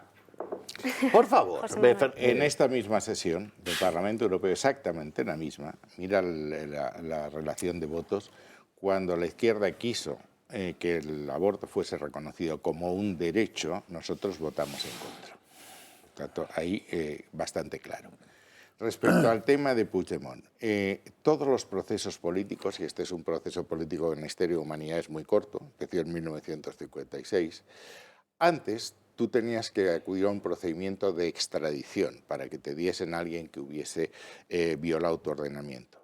Fue el Partido Popular el que puso la euroorden, que no incluye todos los delitos, exige que haya una homologación, pero es un paso muy importante. Y Zarzalejos, del Partido Popular Europeo, ha pedido la ampliación de la euroorden para corregir esos defectos. Entonces no vamos tan mal. Es decir, es obvio que cualquier proyecto humano lo puedes tachar de incompleto. El tema grave de Hungría es, pero hay que hacer la resolución, 11 puntos en que se dice que hay violación de lo que dice el artículo 2, que señala los valores fundamentales de la Unión. El gran problema aquí, Julio, que es lo que no entienden los soberanistas, es que las ampliaciones de los países del Este, que se hacían por una razón de justicia, los países del Este entran en la Unión Europea para hacer exactamente lo contrario de lo que quisieron los padres fundadores, que eran, por cierto, democristianos, socialdemócratas y liberales. ¿Qué querían los padres fundadores? Avanzar cada vez más hacia una unión política. Eso exige necesariamente la creación de instituciones comunes que pongan orden y la cesión de competencias, el sacrificio de soberanías. Ahora resulta que hay 3 países de Europa, solo 3, entre las 8 mayores economías del mundo, y dentro de 20 años habrá uno, que es Alemania. Si los países creen que siendo soberanos pueden vivir en un mundo dominado por China y por los Estados Unidos, están muy equivocados. Entonces, ¿cuál es la regla? La primacía del derecho comunitario. Y eso en los tratados hay lo que es competencia de la Unión, lo que son competencias compartidas y lo que son competencias de los Estados nacionales. Y donde es competencia de la Unión o competencia compartida, por supuesto que rige el principio comunitario. Y se aplica un principio que es democristiano en su origen, ese sí que está en la doctrina social de la Iglesia, no lo que dice el Papa, que es el principio de subsidiariedad. El principio de subsidiariedad dice que el poder tiene que estar lo más cercano al individuo, que tú tienes que dar al poder siguiente, el regional, lo que el individuo no puede hacer, al nacional lo que el regional no puede hacer y al comunitario lo otro. Y eso es lo que el principio de subsidiariedad, José Manuel, lo que dice es que el Estado no debe hacer lo que la sociedad puede hacer. Estoy diciendo exactamente lo mismo. No, bueno, pues tú estás derivando los distintos poderes desde el Estado a las comunidades autónomas. Hasta el individuo, claro. El principio de subsidiariedad aquí es defendido en esta casa unánimemente. O sea, nos parece Pero entonces tendréis que defender que lo que son competencias de la Unión Europea, y son competencias no de forma caprichosa, sino porque se ha entendido que un Estado solo no lo puede hacer, el cambio climático, la lucha por la migración, la propia defensa, la política exterior, es competencia de la Unión. Y al que no le guste eso, pues lo que tiene que hacer es irse de la Unión. Joder, me cago en la leche. Claro. Eso sí que es tolerante. O será intentar cambiar la Unión desde dentro. Eso también. Pero pues eso es lo que estamos haciendo los 123 que votamos que no. Bueno, y quizás en las siguientes elecciones, cuando la gente vaya viendo lo que está pasando, no seamos 123 y como está ocurriendo, sino ahora con Giorgia Meloni ganando en Italia, con lo que acaban de hacer en Suecia, con lo que está pasando en Austria, en Chequia, etc. En Suecia el presidente oye, no vamos a monopolizar porque os tenemos...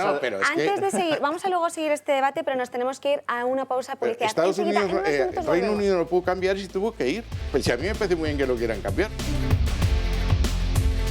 Menos 10, el debate está a tope, pero hoy es viernes y nos tenemos que ir hasta en la sopa. Ay.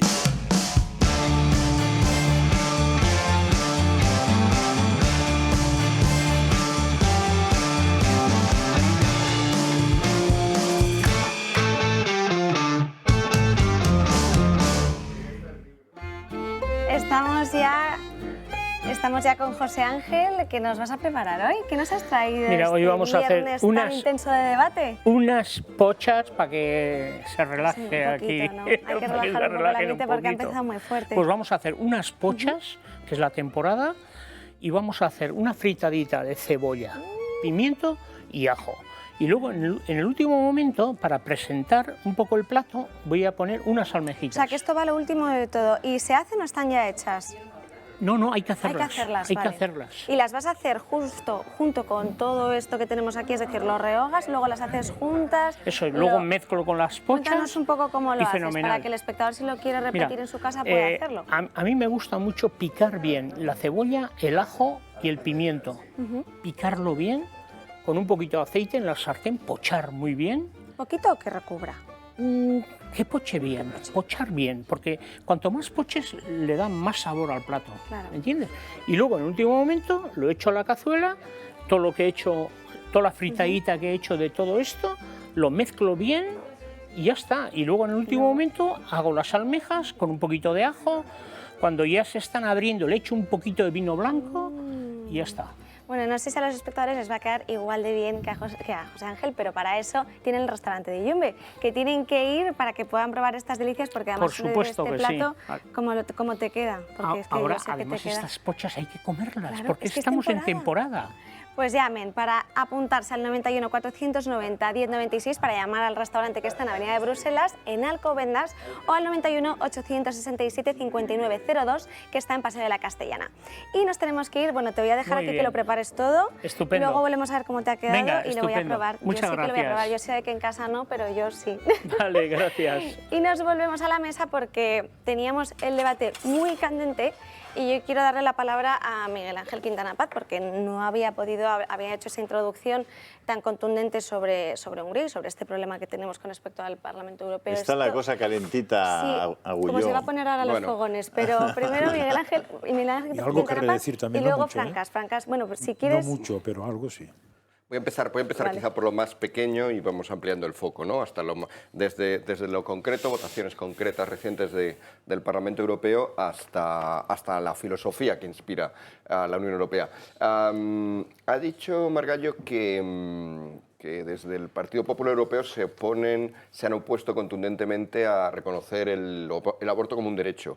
Uno de los informes que avanzó mucho en esa línea, un informe claramente abortista, fue el informe que se votó en el Parlamento Europeo hace poco, el informe Matic. En ese informe es verdad que la mayoría del Grupo Popular votó en contra, pero hay un diputado, no sé si les suena el nombre, creo que es González Pons o algo así, que creo que tiene cierta importancia en el PP actual, que se abstuvo. O sea que la contundencia no ha sido tanta, no pongamos una contundencia exagerada cuando no ha sido tal. Uno de los principales dirigentes del PP actual no consideró oportuno oponerse a un informe absolutamente abusivo que pone en riesgo incluso, como estamos viendo ya ahora en España, inspirados por él, la objeción de conciencia ante el aborto. Cosas muy, muy graves. Pero bueno, desde ese detalle, porque al final es no tan detalle al ser un dirigente tan importante, pero desde eso vamos a cosas más generales. Yo creo que la votación que ha hecho la mayoría del Parlamento Europeo es inicua y sectaria, es sesgada, por lo que he dicho antes, porque hay ejemplos de cosas mucho peores que ha habido en el caso, perdón. Que te veo muy tolerante, que es la marca de identidad. No, la tolerancia no consiste en no decir la verdad. La tolerancia consiste en que cuando uno dice la verdad, el otro pues la escuche y argumente, en vez de desprestigiarla, en vez de interrumpir, es simplemente argumentar. Pero la tolerancia no es la verdad. Ministro, déjale, termina. Yo no sé si siempre tengo la verdad, pero sería paradójico que yo siempre tuviera la verdad y a la vez casi no leyera, como me ha dicho antes, son contradictorios. Yo creo que leer ayuda a la verdad. Entonces, la verdad es no contradecirse, ahí hay una pequeña contradicción por su parte, pero bueno, sigo. La cuestión es fundamental de todo este asunto es que la decisión es inicua, y hay que decirlo, y ya está bien de paños calientes y ahí para ser tolerante y para que me tolere el PSOE o para que me tolere los liberales o tal, pues no voy a ser contundente. Hay que ser contundente, y hay que ser contundente con la verdad, y si en países como España, que lo hemos reconocido todos, están pasando cosas más graves de las que están pasando en Hungría, acusar a Hungría, condenar a Hungría y no condenar a España es inicuo, es la definición del mal juez, y habéis sido muy malos jueces. El informe este que estabais discutiendo, bueno, pues pone palabras muy rimbombantes, ¿no? El gobierno húngaro va contra los judíos y la gente se imagina que hay campos de concentración en Hungría de judíos, pero claro, luego la gente se queda extrañada porque resulta que uno de los mayores aliados internacionales de Hungría es el Estado de Israel. Ha hecho una visita a Orbán a Israel, donde él y Netanyahu pues estaban piel con piel, brazo con brazo, encantados de ir en la misma dirección. Es más, la Unión Europea intenta condenar a Israel, como se hace periódicamente en la ONU, en la UE, continuamente condenar a Israel. ¿Y quién es el que veta esa condena? Pues resulta que es Orbán. Uy, qué antijudío más raro tenemos en Orbán, que resulta que es el gran aliado en la Unión Europea para que esta no ande condenada. Es muy raro, es muy raro. Pero claro, aprobáis una declaración rimbombante, el gobierno de Hungría va contra los judíos, y la gente se asusta. Lógico, teniendo la historia que tiene Alemania, o la historia que tiene Austria, o la historia... Pero, por favor, miremos a la Hungría actual, y la Hungría actual no es eso. Aprobáis, el gobierno de Hungría va contra lo LGBT, y la gente se imagina que esos campos de concentración de judíos de Hungría también incluyen a homosexuales o bisexuales o lesbianas. Nada más lejos de la realidad. ¿Qué es? ¿Por qué se considera que el gobierno húngaro va contra lo LGBT? Lo ha dicho Julio. Pues simplemente porque hay normas en contra del adoctrinamiento en las escuelas. En Hungría no puedes llevar a una drag queen a semidesnuda ante niños de 7 años. No lo puedes hacer porque lo prohíbe la ley. Aquí no lo prohíbe la ley. Es tan terrible lo que han hecho los húngaros, es tan reprobable. Es eso lo que han hecho los húngaros. Vamos, no hay ningún peligro para ninguna persona gay, lesbiana, con gustos de este lado o con otro, para pasear por Hungría, para tener relaciones en Hungría del tipo que quiera. No hay ningún problema. Y por mucho que aprobéis declaraciones rimbombantes en el Parlamento Europeo en sentido contrario, eso no va a cambiar. Y voy, como decía ya, para acabar, a lo más general.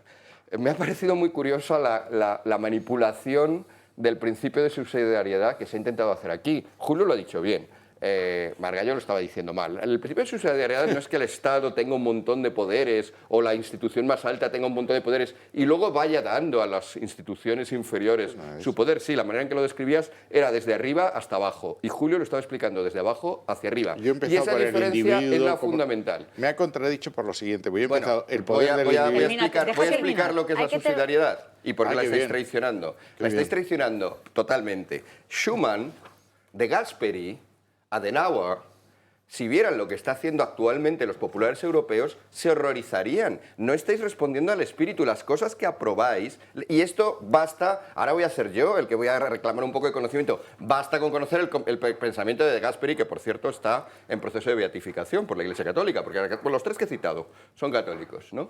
Adenauer se horrorizaría de las cosas que habéis aprobado, o de cuando os abstenéis con estas cosas del aborto, de cuando aprobáis estas cosas, se horrorizarían, y eso basta conocer su mentalidad. Entonces, Y lo que pensaban era que la Unión Europea tenía que tender efectivamente a cosas que no pudiera resolver el individuo, lógicamente, a cosas que no pudieran resolver las regiones, a cosas que no pudieran resolver los municipios, pero no que tuviera cada vez más y más y más poder, que es lo que está haciendo ahora la Unión Europea, absorber más y más poder con la excusa de que vivimos en un mundo muy complicado, cada vez tenemos. Esa es la ambición totalitaria, porque totalitario significa eso, querer todo el poder para ti, y no hay límites, actualmente no hay límites. Cada vez la Unión Europea se mete en más aspectos de nuestra vida, se está metiendo, por ejemplo, en eso, se está metiendo en que hay que enseñar en las escuelas y si tenemos que dejar a una drag queen venir o tenemos... En eso se estáis metiendo cuando condenéis a Hungría y eso no estaba en los intereses de De Gasperi, eso no estaba en Adenauer, eso no estaba en Schuman y eso no está en la noción de subsidiariedad. Por tanto, filosóficamente, la idea de subsidiariedad, que por cierto es una idea de la doctrina social de la Iglesia, ya que hemos empezado hablando de la doctrina social de la Iglesia,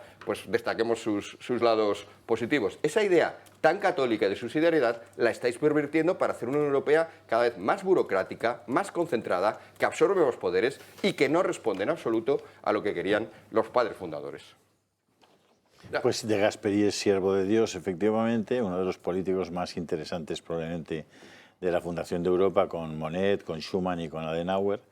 Y De Gasperi efectivamente es un defensor completo de ese principio que aborda al hombre como centro de la política y pienso que lo que hace Bruselas entrando en hasta el mínimo detalle de nuestras vidas, que luego es seguido en gran medida por los estados nacionales también con una hiperlegislación, va directamente en contra de ese principio de subsidiariedad. En los temas concretamente de la educación es lo que ha pervertido y lo que ha permitido la máxima corrupción en los temas de educación en España y en toda Europa. Y ahora está traspasándose también a la política norteamericana.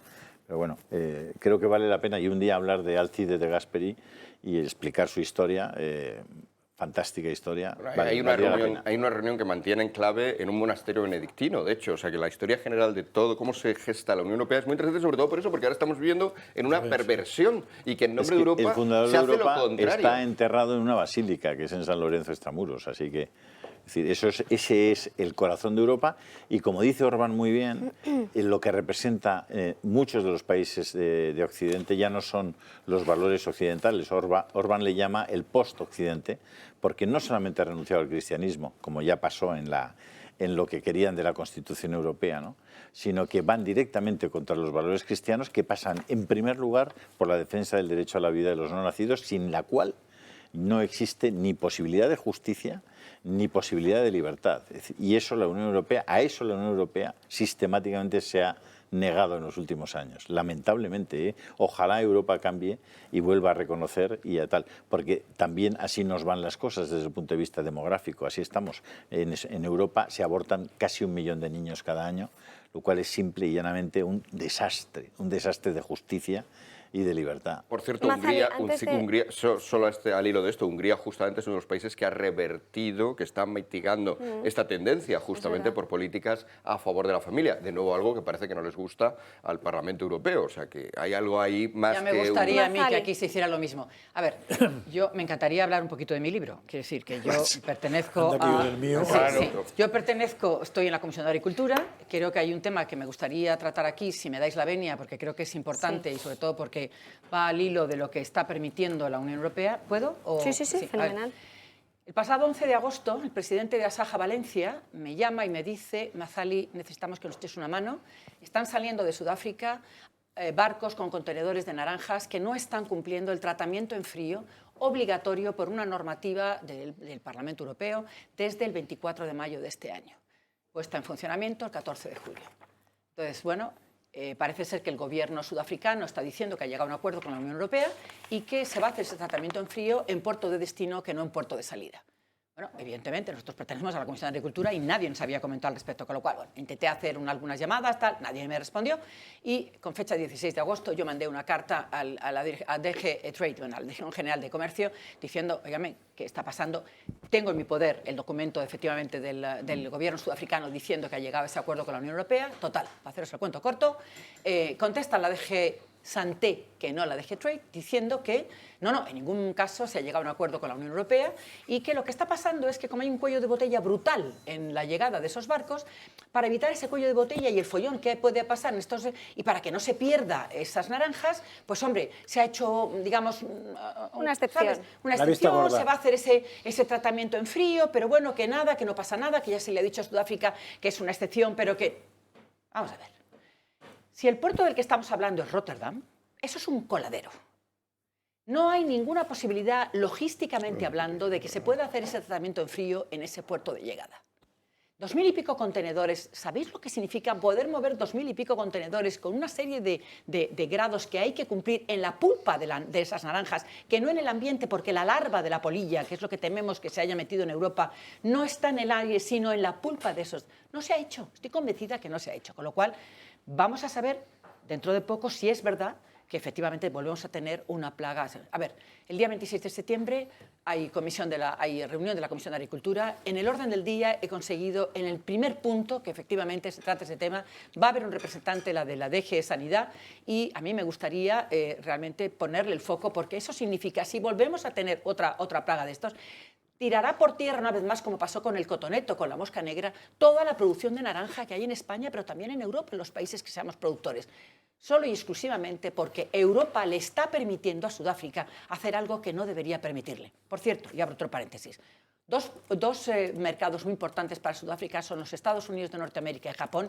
No se atreve a llevar sus naranjas sin el tratamiento en frío en origen, porque evidentemente tanto uno como otro le devolverían sin ningún tipo de contemplación todos esos barcos y esos contenedores, cosa que en Europa no estamos haciendo. Con lo cual, insisto, una verdadera vergüenza. Laxitud por parte de la Unión Europea en este tema, y a mí me gustaría que eso no fuera así. Y no, solamente comentar una cosa. El 80% de la normativa que estamos teniendo que cumplir en los países que formamos ese club europeo vienen de Europa. 80% de la normativa. Con lo cual, bueno, funcionarios, ministro, 35.000, ¿verdad? Creo que no hemos elegido. Nosotros no, sí, fuimos elegidos por nuestros respectivos ciudadanos, pero, bueno, 35.000 funcionarios que dicen que lo que tenemos que hacer, lo que tenemos que pensar, creo casi ya vamos en lo que casi estaremos, no sé si algún día nos dejarán llevar la ropa que lleva el ministro, la mía, porque a lo mejor atenta contra no sé quién, pero en fin, un poquito hartos de que nos digan exactamente en cada momento qué se supone que tenemos que hacer. Frankie, que no... yo, a ver, yo diré muy poco porque ya he dicho antes que en ese tema era bastante burro, entonces me considero ciudadano. Simplemente lo que me leo como ciudadano. Yo hace mucho tiempo que me da la sensación de que la Unión Europea se mete donde no la llaman, en temas de mi entorno, y aprovechando una cosa, me parece una definición muy interesante de lo que es democracia y democracia liberal, y has dicho algo parecido a que democracia liberal respeto a las minorías, y otra la sensación que tengo es que la Unión Europea o el Parlamento Europeo no respetan en absoluto las minorías de los países. Esa es la sensación que tengo desde fuera. ¿Por qué temas? Bueno, pues son temas muy generales, pero por ejemplo da la sensación de que en Europa no sé quién ha decidido que la emergencia climática es un dogma, cuando científicamente es una gilipollez absolutamente estructural, y a partir de ahí empiezan a dogmatizar y a mandar leyes y a mandar cosas. ¿Y de dónde puñetas sacan todo esto? O sea, si es que es una gilipollez infinita. No el cambio climático, la emergencia climática. No hay ninguna emergencia climática. No tenemos ningún problema de emergencia de nada. ¿Y dónde sale eso? Entonces, acabaremos yendo en taparrabos pasando hambre, eso sí, para no contaminar no sé exactamente qué. Entonces, claro, si eso es poner al individuo como centro, que me lo expliquen que me he perdido. Porque yo pensé que el individuo como centro quería decir que el individuo era el centro. No que el individuo era el tío que hay que cascar porque hay una polilla que hay que dejar que viva. Estoy exagerando, pero estoy llevando al extremo a la demostración del absurdo porque yo creo que es la que se entiende. Ya he explicado aquí varias veces, y estaría dispuesto ya a buscar cualquier biólogo o geólogo que vaya al Parlamento Europeo y lo explique, que un volcán se carga todo lo que vamos a hacer durante los próximos 50 años, de pasar hambre y pasar problemas, se lo carga un volcán y acaba de haber uno. Es más, en Italia ahora mismo, cuidado, porque en la zona del Vesubio y compañía le pueden quedar, pueden ser que 1000 años, pero pueden ser que 15, Y como explote eso, el cambio climático, reíros de lo que va a ocurrir. Porque pasan a caerse 3 o 4 grados en toda Europa, inmediatos. Y esto sí que se nota, ¿eh?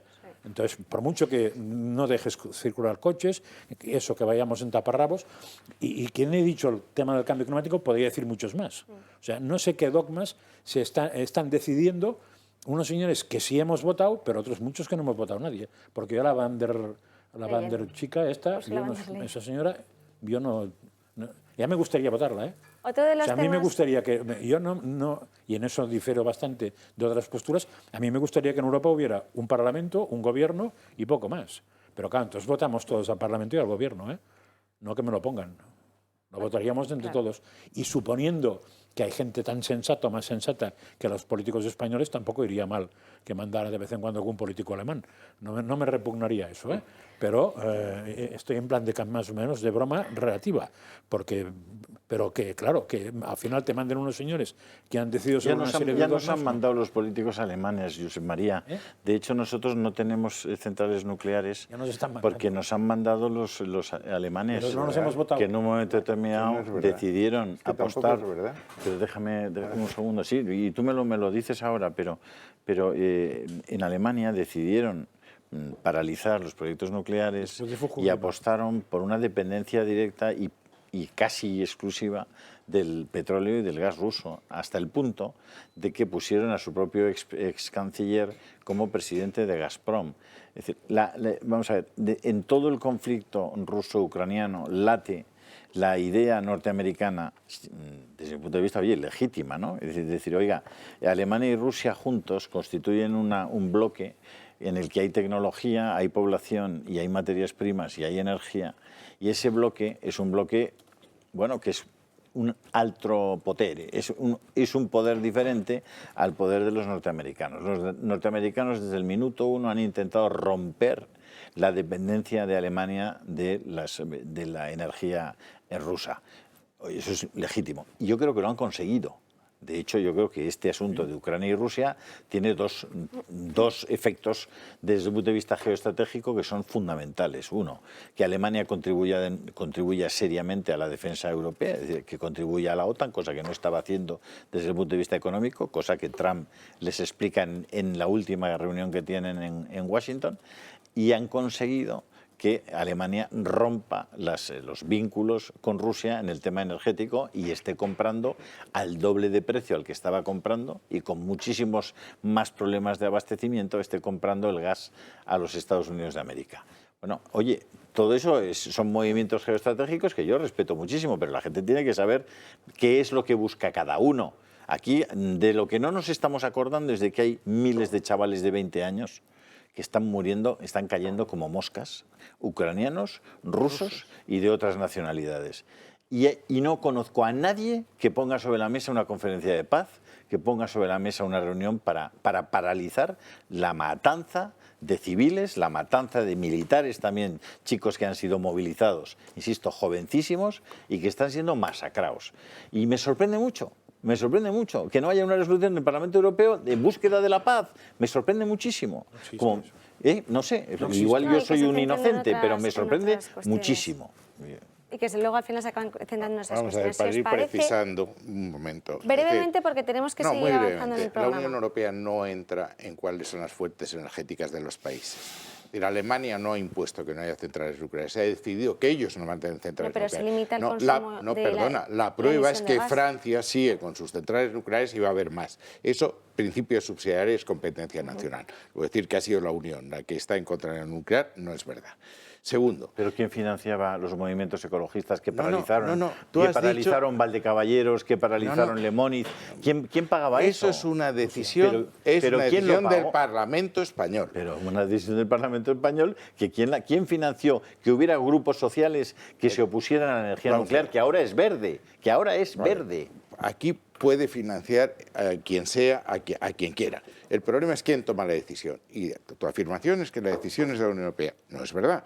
Es una decisión que compete a cada uno de los países. Cada país ha tomado la decisión. No he hablado de la Unión Europea, hablo de Alemania. Pero Alemania no ha impuesto que la Unión Europea decida que no haya acción nuclear. ¿Pero quién mandaba en el Partido Socialista Obrero Español cuando está Felipe González? José Manuel, por favor. Las decisiones se toman en los parlamentos por una votación y tienen una forma. Segundo, el tema del cambio cambio climático y la emergencia climática no es un tema de la Unión Europea. La Unión Europea forma parte del Acuerdo de París y ha sido los firmantes de ese acuerdo, entre los cuales, por cierto, está China, los que ha dicho que ha habido una emergencia. Y este verano hemos tenido que la temperatura media del Mediterráneo ha sido 5 grados mayor que la anterior. Hemos tenido sequías, hemos tenido que la agricultura está perdiendo, que se han sacrificado en la ganadería. No, porque hay una emergencia climática. No. Perdona. Ahí sí que no, ¿eh? Oye, Sí que no. brevemente, por favor. Vamos. Ya en este programa yo puedo hablar de los temas que vosotros pero queréis. yo quiero, y sobre todo, Pues es tú que lo me dirás. has tocado la fibra sensible, con el tema de la ganadería. Quiero que seáis muy breves porque tenemos que continuar. Y sí, es que La energía hidráulica. estás hablando el que más. La energía hidráulica Siempre, señor está ministro, siempre. Si habla el mínimo. último en esta, ha tenido el turno inicial y el turno de réplica. brevemente, Margallo, Estás como, Pedro Sánchez en el le Senado. toca a Mazzali, claro. le toca a Mazzali. Si soy una minoría étnica en este programa, tendré que... Orbán también te ataca a ti como minoría, ¿no? A las de Hungría y a las de aquí. Mazzali, cuéntanos Yo he dicho esa brevemente lo que le tontería. quieres No, decir. era una broma, hombre. tú has dicho, No has dicho lo de la minoría. Yo he dicho esa tontería. A ¿me Si voy a permitís? responder... Miguel has dicho Ángel. esa, pero el Parlamento y tú habéis dicho otra, y es que Orbán ataca a todas las minorías A que hay ver, en ¿puedo Hungría. hablar Una sobre tontería. mis las He vacas, dicho por que favor? eso lo dice el Parlamento, punto. Y eso es un dato. Bromas A favor, aparte, a favor. Mazzali, A ver, por claro. favor, tiene la Pues palabra entonces Por dices Mazzali. favor, Sí. caballeros, Eso es falso. que soy la... Tú decides. Somos dos Hay 433 que decimos Ministro, una cosa. orden. José Sí, Manuel, dale. A ver, las Vale. vacas. favor. Por favor. Las vacas. 48.000, tiene razón, se han sacrificado, pero no por el cambio climático. Es que nuestros ganaderos tienen que sacrificar sus vacas porque el litro de leche está tan bajo de precio que para poder mantener el resto de sus ganaderías les pagan más por la carne que por la leche. Eso no es el cambio climático, no. Hombre, Ese que- es un, que no, tengan no, pastos. es un, pues sí, a ver, hay una parte que hemos podido tener un problemón. A ver, Sí. te vuelvo a repetir, tú que eres tan sumamente conocedor de todo, vuelvo a repetir que España en el Imperio Romano, tierra de campos, fue el granero del Imperio Romano y que no somos capaces ahora de tener nuestra propia soberanía. Algo estamos haciendo mal, pero nuestras vacas han sido sacrificadas porque no se pueden mantener sino el resto de las ganaderías, pero porque los costes operativos que tienen que sufrir nuestros ganaderos, nuestros agricultores, son terribles. Y lógicamente, yo soy economista, tú eres un ministro de España y has sido ministro de Asuntos Exteriores, pero yo te digo, todo negocio que no es rentable no es sostenible y cuando un negocio no es rentable hay que cerrarlo. Luego, entonces, hay que ayudar a nuestros ganaderos, pero no por el cambio climático, sino porque los combustibles han ido a la porra, los abonos han ido a la porra, los fertilizantes, ya veremos qué pasa con la reducción de la producción de amoníaco en esta próxima primavera, de modo que no es un cambio climático, es que tienen muchos problemas y antes siquiera de la sequía, mucho antes de la sequía ya tenían los ganaderos y agricultores problemas con sus costes operativos, de modo que no apuremos todo con el cambio climático, que además estoy de acuerdo con mi amigo José María Francas. Vamos a ver, ¿de qué estamos hablando?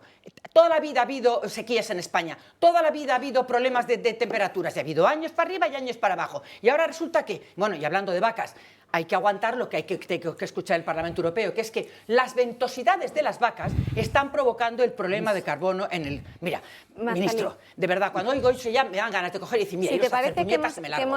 estamos hablando ahora de los animales y el problema que tienen en la Unión Europea con ellos, vamos a hablar de la Ley del Bienestar Animal porque se aprobó en claro. el pasado agosto y Ahí es está una ley lo de además que tampoco velocidades. contó con otros colectivos como por ejemplo los veterinarios o los cazadores. Pero vamos a recordar exactamente en qué se basaba y qué implicaba.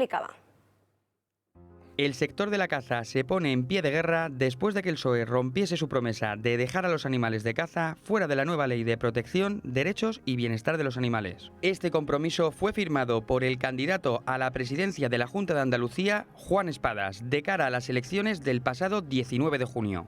El apoyo a la caza del Partido Socialista es inequívoco y eso se demostrará con una ley de derechos de los animales que respete la actividad cinegética. Ahora, el Consejo de Ministros aprueba el proyecto de ley con el fin de integrar en una única norma de rango legal el régimen jurídico en materia animal. Desde el sector cinegético denuncian que debido a esta norma los animales de caza pasarán a ser considerados de facto como mascotas. Esto afectaría de manera inmediata a prácticas como la montería, la caza menor con perro, la cetrería o la perdiz con reclamo. Esta ley, denuncian, dificultará la cría y tenencia de perros de caza, lo que a su vez irá en contra de la selección de razas y de la reposición de animales. También se complicará el transporte de animales cuando se vaya a cazar y desaparecerá tanto el tiro al vuelo como el silvestrismo. Desde el sector avisan que están preparados para movilizarse si no se da marcha atrás, como ya hicieron el pasado 20 de marzo cuando decenas de miles de cazadores procedentes de toda España se manifestaron en Madrid para exigir la retirada del proyecto de ley de bienestar animal. Hay que señalar que la caza en España representa un 0,3 del PIB nacional con un impacto económico de 6.475 millones de euros anuales y genera más de 141.000 empleos directos. Y estamos ahora con Manuel Fuentes, que ha venido para contarnos, es veterinario, cetrero además, y ha venido para contarnos pues, el problema con el que se han encontrado a la hora de haberse aprobado esta ley de bienestar animal, porque tengo entendido también que ahora el PSOE en un primer momento no contó con los cazadores y ahora quieren... han presentado una enmienda para que no considere tampoco a los dentro del mismo catálogo de los animales de uso doméstico a los animales de caza. Pero si nos puedes explicar cómo os ha afectado y sobre todo lo que puede implicar a largo plazo. Sí, bueno, lo primero, la ley afortunadamente todavía no se ha aprobado. Sí, pero claro, fue está primero está en trámite parlamentario, que además hay dos cosas muy significativas. La primera, que se aprobó en el Consejo de Ministros el proyecto de ley el 1 de agosto. Hay que recordar que agosto es un mes inhábil para la Administración y se aprueba el 1 de agosto. Lo segundo, este tema que está en boca de todos, sobre todo de los cazadores del mundo cinegético, que, bueno, al parecer el Partido Socialista Obrero Español ha puesto una enmienda para sacar la caza de todo esto. A día de hoy todavía no lo han hecho. A día de hoy todavía no lo han hecho. Con lo cual, para poder valorar qué es lo que se hace y qué es lo que no se hace, primero tiene que haber algo. Mientras no haya nada realmente presentado, pues no podemos, o sea, nadie puede valorar algo que no existe. Claro, eso es lo primero. Sí, bueno, continúa, porque te iba a preguntar qué implicaría.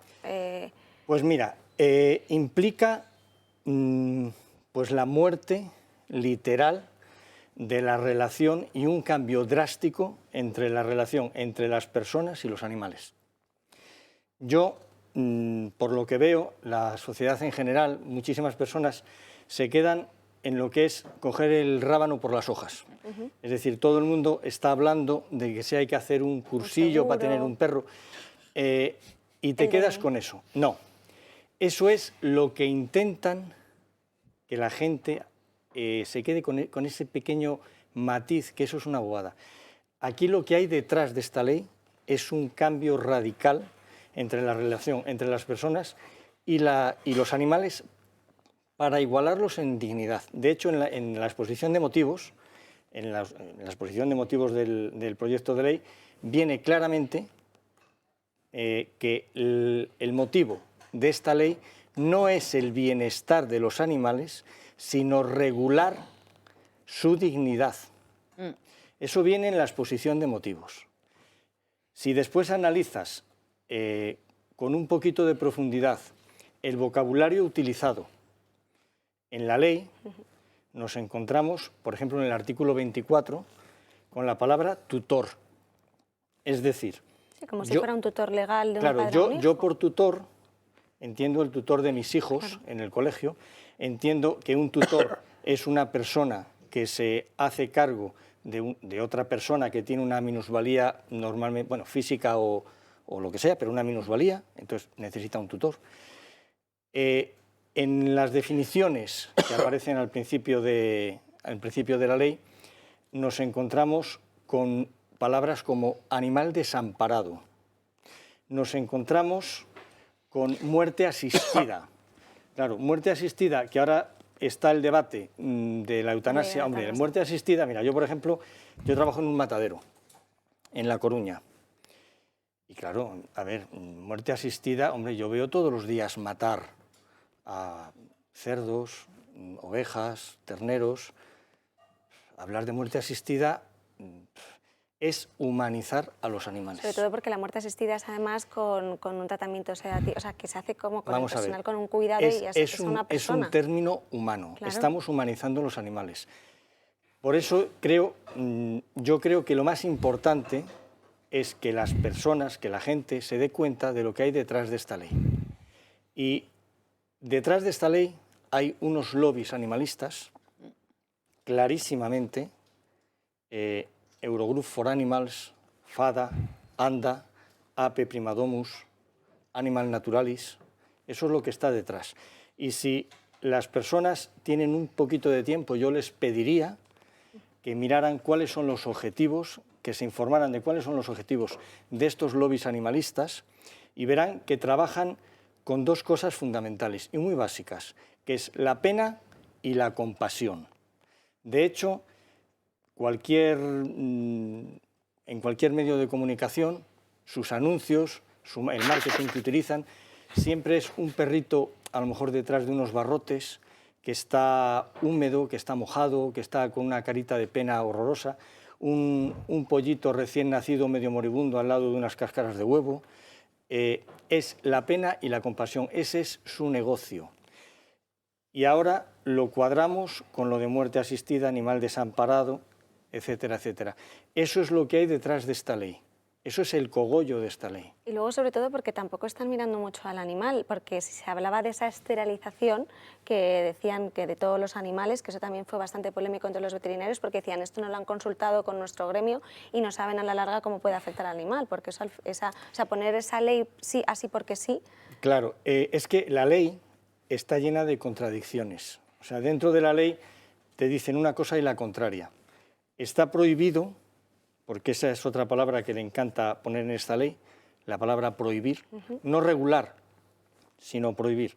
Está prohibido cualquier tipo de actuación sobre los animales que le puedan causar daño, cualquier tipo de... no se puede hacer nada. Perjuicio. Sí, sin embargo, en las colonias felinas, que eso también es un tema que da mucho para hablar, se pueden cortar las orejas a los gatos. O sea, le puedes hacer una marca en la oreja. Está prohibido cortarle las orejas a los perros, pero obligan a hacerle un corte en las orejas de los gatos comunitarios.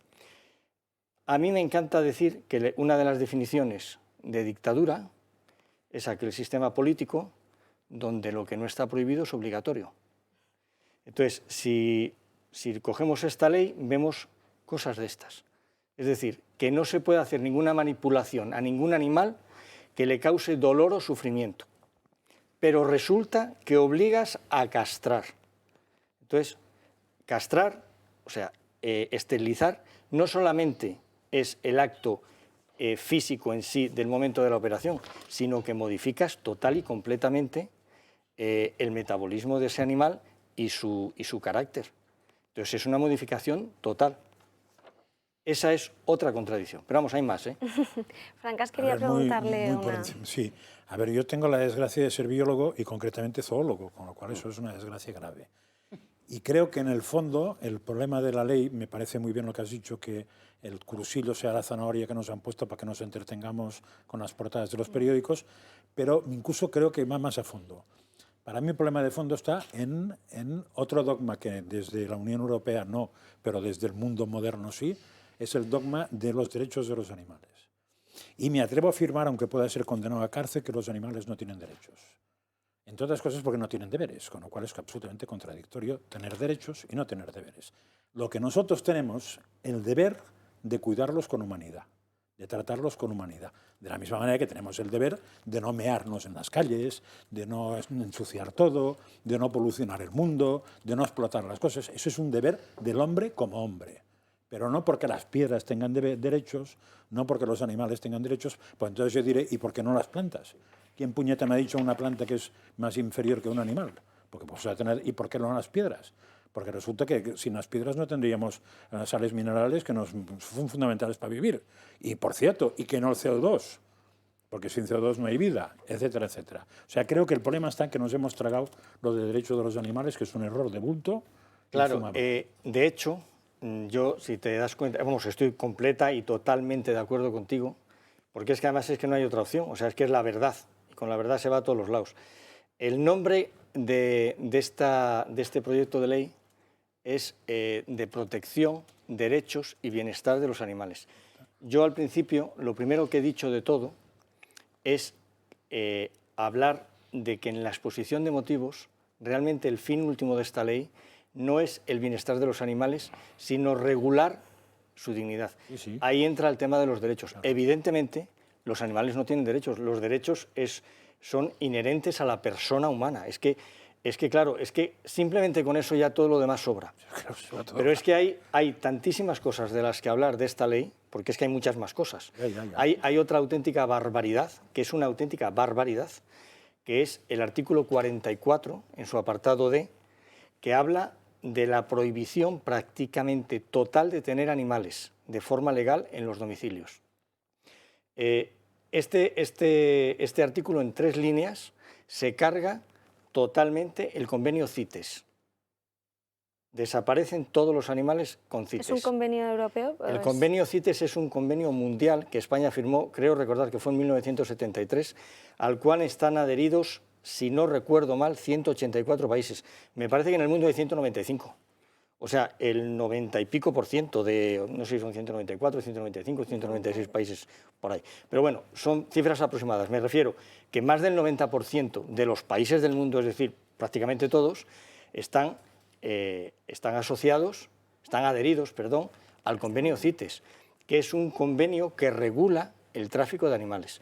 Entonces, en este artículo 44, concretamente en su apartado D, dice literalmente que estará prohibida la tenencia de cualquier animal que tenga cualquier tipo de protección autonómica nacional o europea.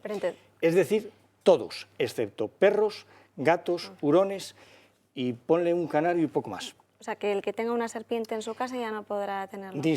Ni serpientes, ni tortugas, ni loros, nada, de nada, de nada, de nada. Esto es lo que llaman el listado positivo, que le dan un nombre muy bonito, porque suena muy bien de cara a la gente, a la sociedad, listado positivo. Bueno, eso es una aberración. De hecho, el listado positivo estuvo vigente en Holanda 2 años y al final judicialmente se lo han cargado porque es una auténtica aberración.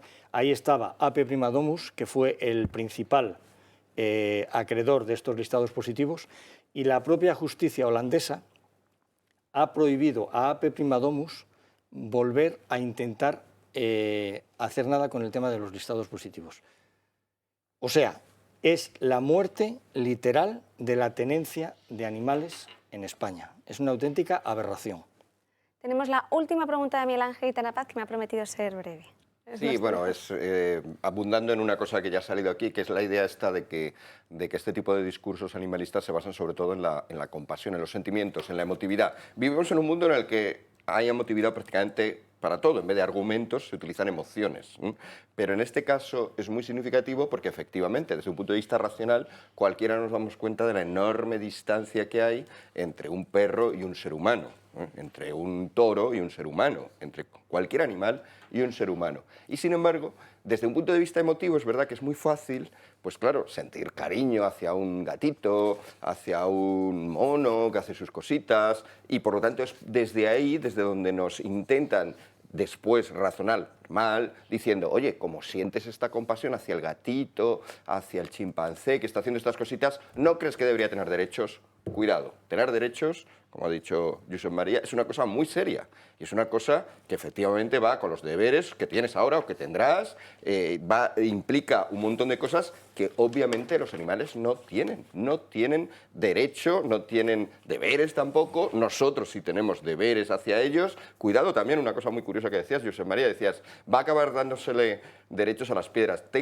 Yo vi una vez, y saqué una fotografía, o sea que te la puedo enseñar, si no te lo crees, en uno de estos carteles ecologistas, carteles ecologistas, pero que hacen las administraciones públicas, no sé si era un ayuntamiento, una diputación provincial, que hablaba de los derechos del agua.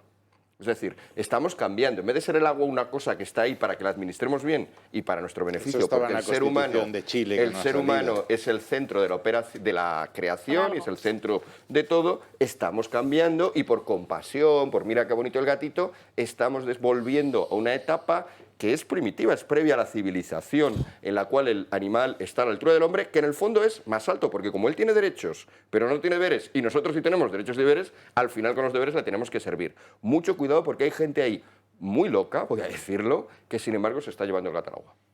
Sé que no tenemos tiempo, pero el tema del lobo con los ataques al ganado es tremendamente importante.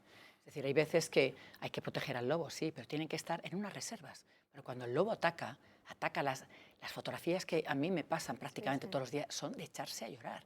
Entonces, si hay que proteger, ¿por qué no hay que proteger a los ganaderos también de esos ataques de los lobos? Son humanos, no toca protegerlos. No toca, ¿verdad? No toca. Así que no puedo estar más de acuerdo. Es decir, conozco cantidad de cazadores en mi entorno y ya vamos un poco al tema crematístico. Él seguramente puede decir cuánto es el perjuicio que se va a crear si realmente los cazadores, todo el entorno que tienen, se va a la porra, porque hay muchas familias, muchísima gente que depende precisamente del mundo. Y todo el campo, se va a freír espárragos y los bosques y todo. Manuel. Mira, me vas a permitir que al hilo de lo que acabas de decir del lobo, a mí el lobo es un animal que me encanta. Yo vivo en La Coruña, en Galicia, y hay afortunadamente, digo afortunadamente, bastantes manadas de lobo, pero el lobo tiene que estar donde tiene que estar, no puede estar en todos los sitios. El lobo es incompatible, completa, total y absolutamente con la ganadería extensiva. Sin duda. Y al principio de mi intervención estuve hablando de los lobbies animalistas. Los conozco. Bien. Los lobbies animalistas tienen unos objetivos anuales. El objetivo del año 2019, a ver si os suena, yo estoy seguro que sí, fueron los animales de granja. Consumo de carne, En el año 2020 el objetivo era la hiperprotección de los grandes carnívoros europeos. Recuerdo que el 21 de septiembre del año pasado, en España, el lobo pasó de ser especie cinegética a estar incluida en el LESPRE. Con una puntualización muy importante. Las 4 regiones españolas que tienen más del 95% de la población de lobo, que son Galicia, Cantabria, Asturias y Castilla y León, más del 95%, están gobernadas por 3 partidos diferentes. El Partido Popular gobernaba, bueno, y sigue gobernando en Galicia y en Castilla y León. En Santander el partido de Revilla, el Partido Regionalista Cántabro, y en Asturias el Partido Socialista Obrero Español. Los 4 gobiernos regionales se pusieron de acuerdo en no incluir al lobo en el LESPRE. Por algo será. Hubo tales presiones que al final el lobo está incluido en el LESPRE. Hubo hasta problemas en la votación. Se tuvo que repetir la votación. Hubo anomalías en la votación. Bien, eso hablando así un poquito de lobo porque ha salido así a colación. Eso era en el año 2020. En el año 2021, a ver si os suena, el objetivo eran los circos con animales. Sí, es verdad. Bien. Estamos en el año 2022, ¿verdad? Bien, este año es los animales de experimentación y la acuicultura. No sé si sabéis que Pescanova, que es una empresa española, tiene un proyecto de iniciar una granja de pulpos en Canarias. Está todo paralizado por temas burocráticos, porque resulta que ahora los pulpos son seres sintientes, porque sí, pero eso, o sea, es para reírse, pero es para llorar. O sea, es para llorar. ¿Han visto el cerebrito de un pulpo? Es decir, estamos hablando de auténticas barbaridades. Y para el año 2023, el objetivo que tienen estos lobbies es la prohibición de la venta de animales por internet, o no sé cómo es eso. En este proyecto de ley, que no es ley porque es proyecto, porque afortunadamente no está aprobado, habla de todo, absolutamente de todo esto. O sea, es una plasmación literal de todo esto. Y yo eso es lo que quiero transmitir a las personas. Por favor, que no se queden con que hay que hacer un cursillo para tener un perro. Eso es lo de menos.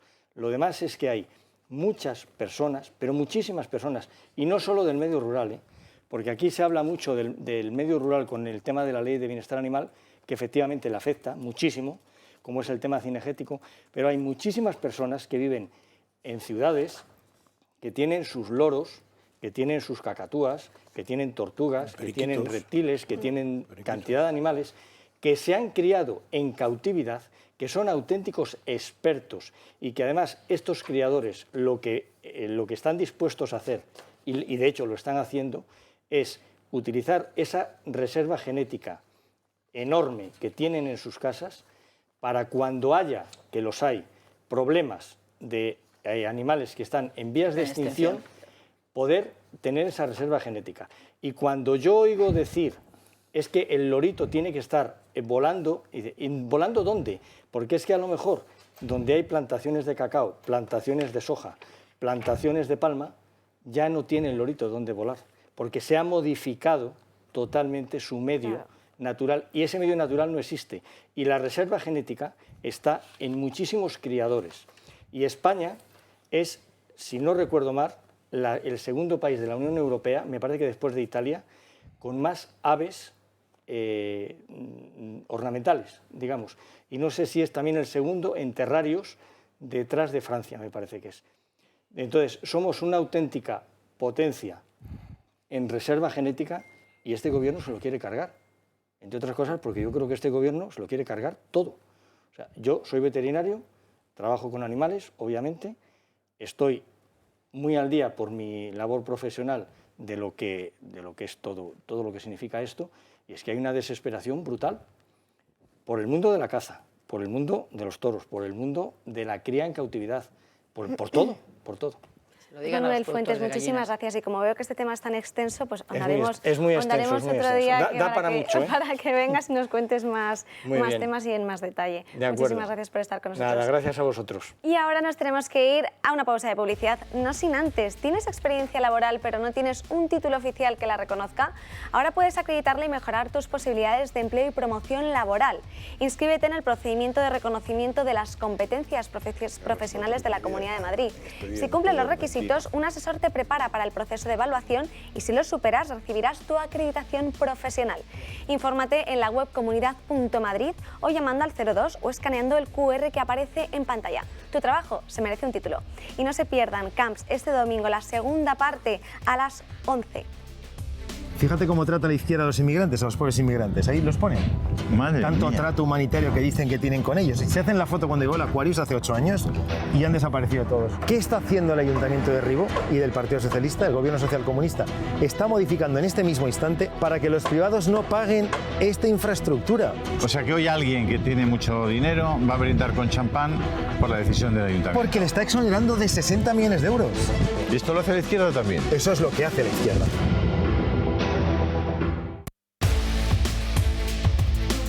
De vuelta ya, es que es casi la hora de comer y esto está hecho y tiene un pintón, son las 2 menos 20 y a mí ya me ha entrado hambre. Es la hora. Es la hora de comer.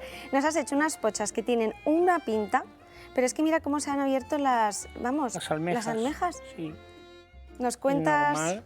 Mira, pues para el que no sepa lo que es la pocha, pues la pocha es una alubia verde, una alubia que es de esta temporada. La alubia ya madura, hecha, es a partir de octubre, que se va madurando y suelen tener secándolo, luego no sé cómo se dice, lo desgranan y eso es la alubia. Pero esto es alubia verde, o sea, la vaina está verde y se pela.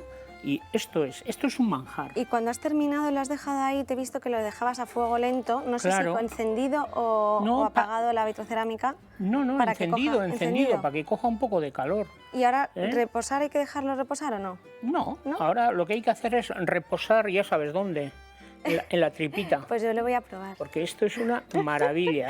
Yo lo voy a probar y sé que les voy a dar mucha envidia a mis contertulios, pero como ha sido... limpiar un poco. Vale, yo me espero a que me lo emplates. Yo es que me he lanzado, pero les voy a dar envidia a los que están en casa de los contertulios porque ya que me he levantado para presentar este pedazo de plato y lo tenemos además en Iyumbe, ¿verdad? Claro. O sea, que esto lo podéis comer en Iyumbe. Podéis ir al restaurante cuando queráis, llamando a los números de teléfono que van a aparecer en pantalla. Manjar. Y yo lo voy a probar. Eso es un manjar. ¿Lo vas a probar? Yo lo voy a probar. Esto me parece... Sí. Oye, Alba es mucho más solidaria, la verdad. Y hay que recordarles a los espectadores que tenemos el programa de Hasta en la Sopa Los lunes a las 2. Esto estaba buenísimo. Estas pochas son de Perón, además. Madre mía. Son de Jesús, o sea, que de la familia de Jesús. Los espectadores, además, el lunes a las 2 que tenemos el programa, ahí explicas fenomenal paso a paso, incluso con... Muy importante, yo, para estas alubias que compra la gente para su casa, en sus botes, es muy importante pochar bien la cebolla muy picadita y el ajo muy picadito. Y luego el pimiento rojo. Digo rojo por no decir verde, porque luego el colorido, no sé, le da un colorito muy agradable. No, tiene una pinta. Pues nada, ya lo saben, que pueden ir al restaurante el lunes hasta en la sopa a las 2 y nosotros nos tenemos que ir a otro tema de actualidad porque la ministra de Hacienda se ha plegado ante la Unión Europea con respecto a esos impuestos energéticos. Si hace un par de meses la ministra de Hacienda, María Jesús Montero, anunciaba la intención del Gobierno de aprobar un impuesto sobre las grandes energéticas... El Ministerio está trabajando en una fiscalidad sobre las empresas energéticas. Nuestro objetivo es que entre en vigor en el año 23, pero respecto a los beneficios del año 2022. El presidente del Gobierno, Pedro Sánchez, no tardaba ni una semana en confirmarlo. Un impuesto sobre los beneficios extraordinarios de las grandes empresas energéticas que recaudará 2.000 millones de euros al año.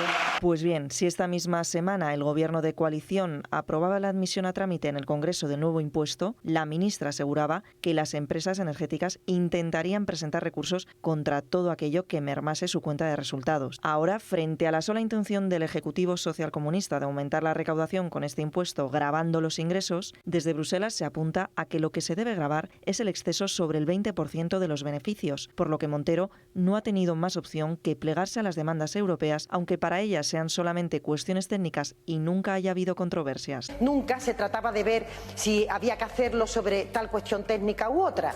Lo importante era si coincidíamos en que en este momento de crisis había que pedirle un mayor esfuerzo a las energéticas y a la banca. Y en materia energética, el otro gran problema se traslada a 1 de cada 4 usuarios en España de calderas comunitarias. La ministra Montero no termina de concretar si se les bajará el IVA del 21 al 5%, ni si podrán acogerse a la tarifa regulada. Estas calderas colectivas forman parte del plan de contingencia que vamos a presentar en breve y ya el Gobierno efectivamente tenía identificada esta situación y estamos trabajando en ella para que no haya ningún tipo de problema. Por tanto, a las puertas de la estación más fría del año se desconoce aún si casi 12 millones de usuarios y sus correspondientes núcleos familiares verán o no multiplicada su factura por 7.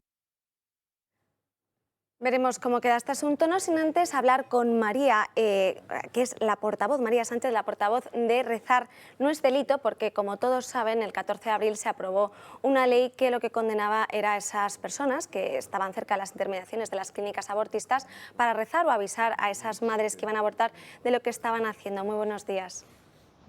Hola, buenos días, gracias por el espacio.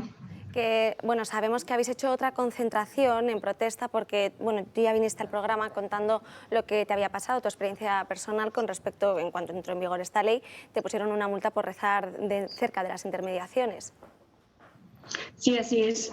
Pusieron una multa de 600 euros por ser la organizadora del Rosario y a un compañero por llevar el megáfono. En total 1.200 euros hemos recurrido, pero bueno... estas causas pues duermen el sueño de los justos, no sabemos qué va a pasar con ello. En cualquier caso, pues, hay una negativa a pagar hasta que se demuestren los hechos. ¿Qué ha pasado cuando se ha aprobado esta ley? Es decir, ¿cómo habéis seguido actuando igual? Cuéntanos un poco cómo lo habéis vivido vosotros, que sois los que estáis allí luchando por esas mujeres, por esos niños no nacidos, y cómo os estáis organizando.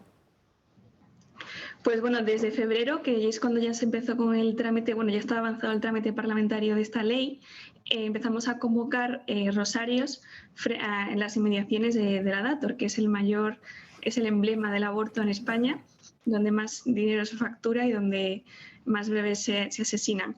Entonces, pues convocábamos, empezó a asistir bastante gente, la verdad, de febrero a abril.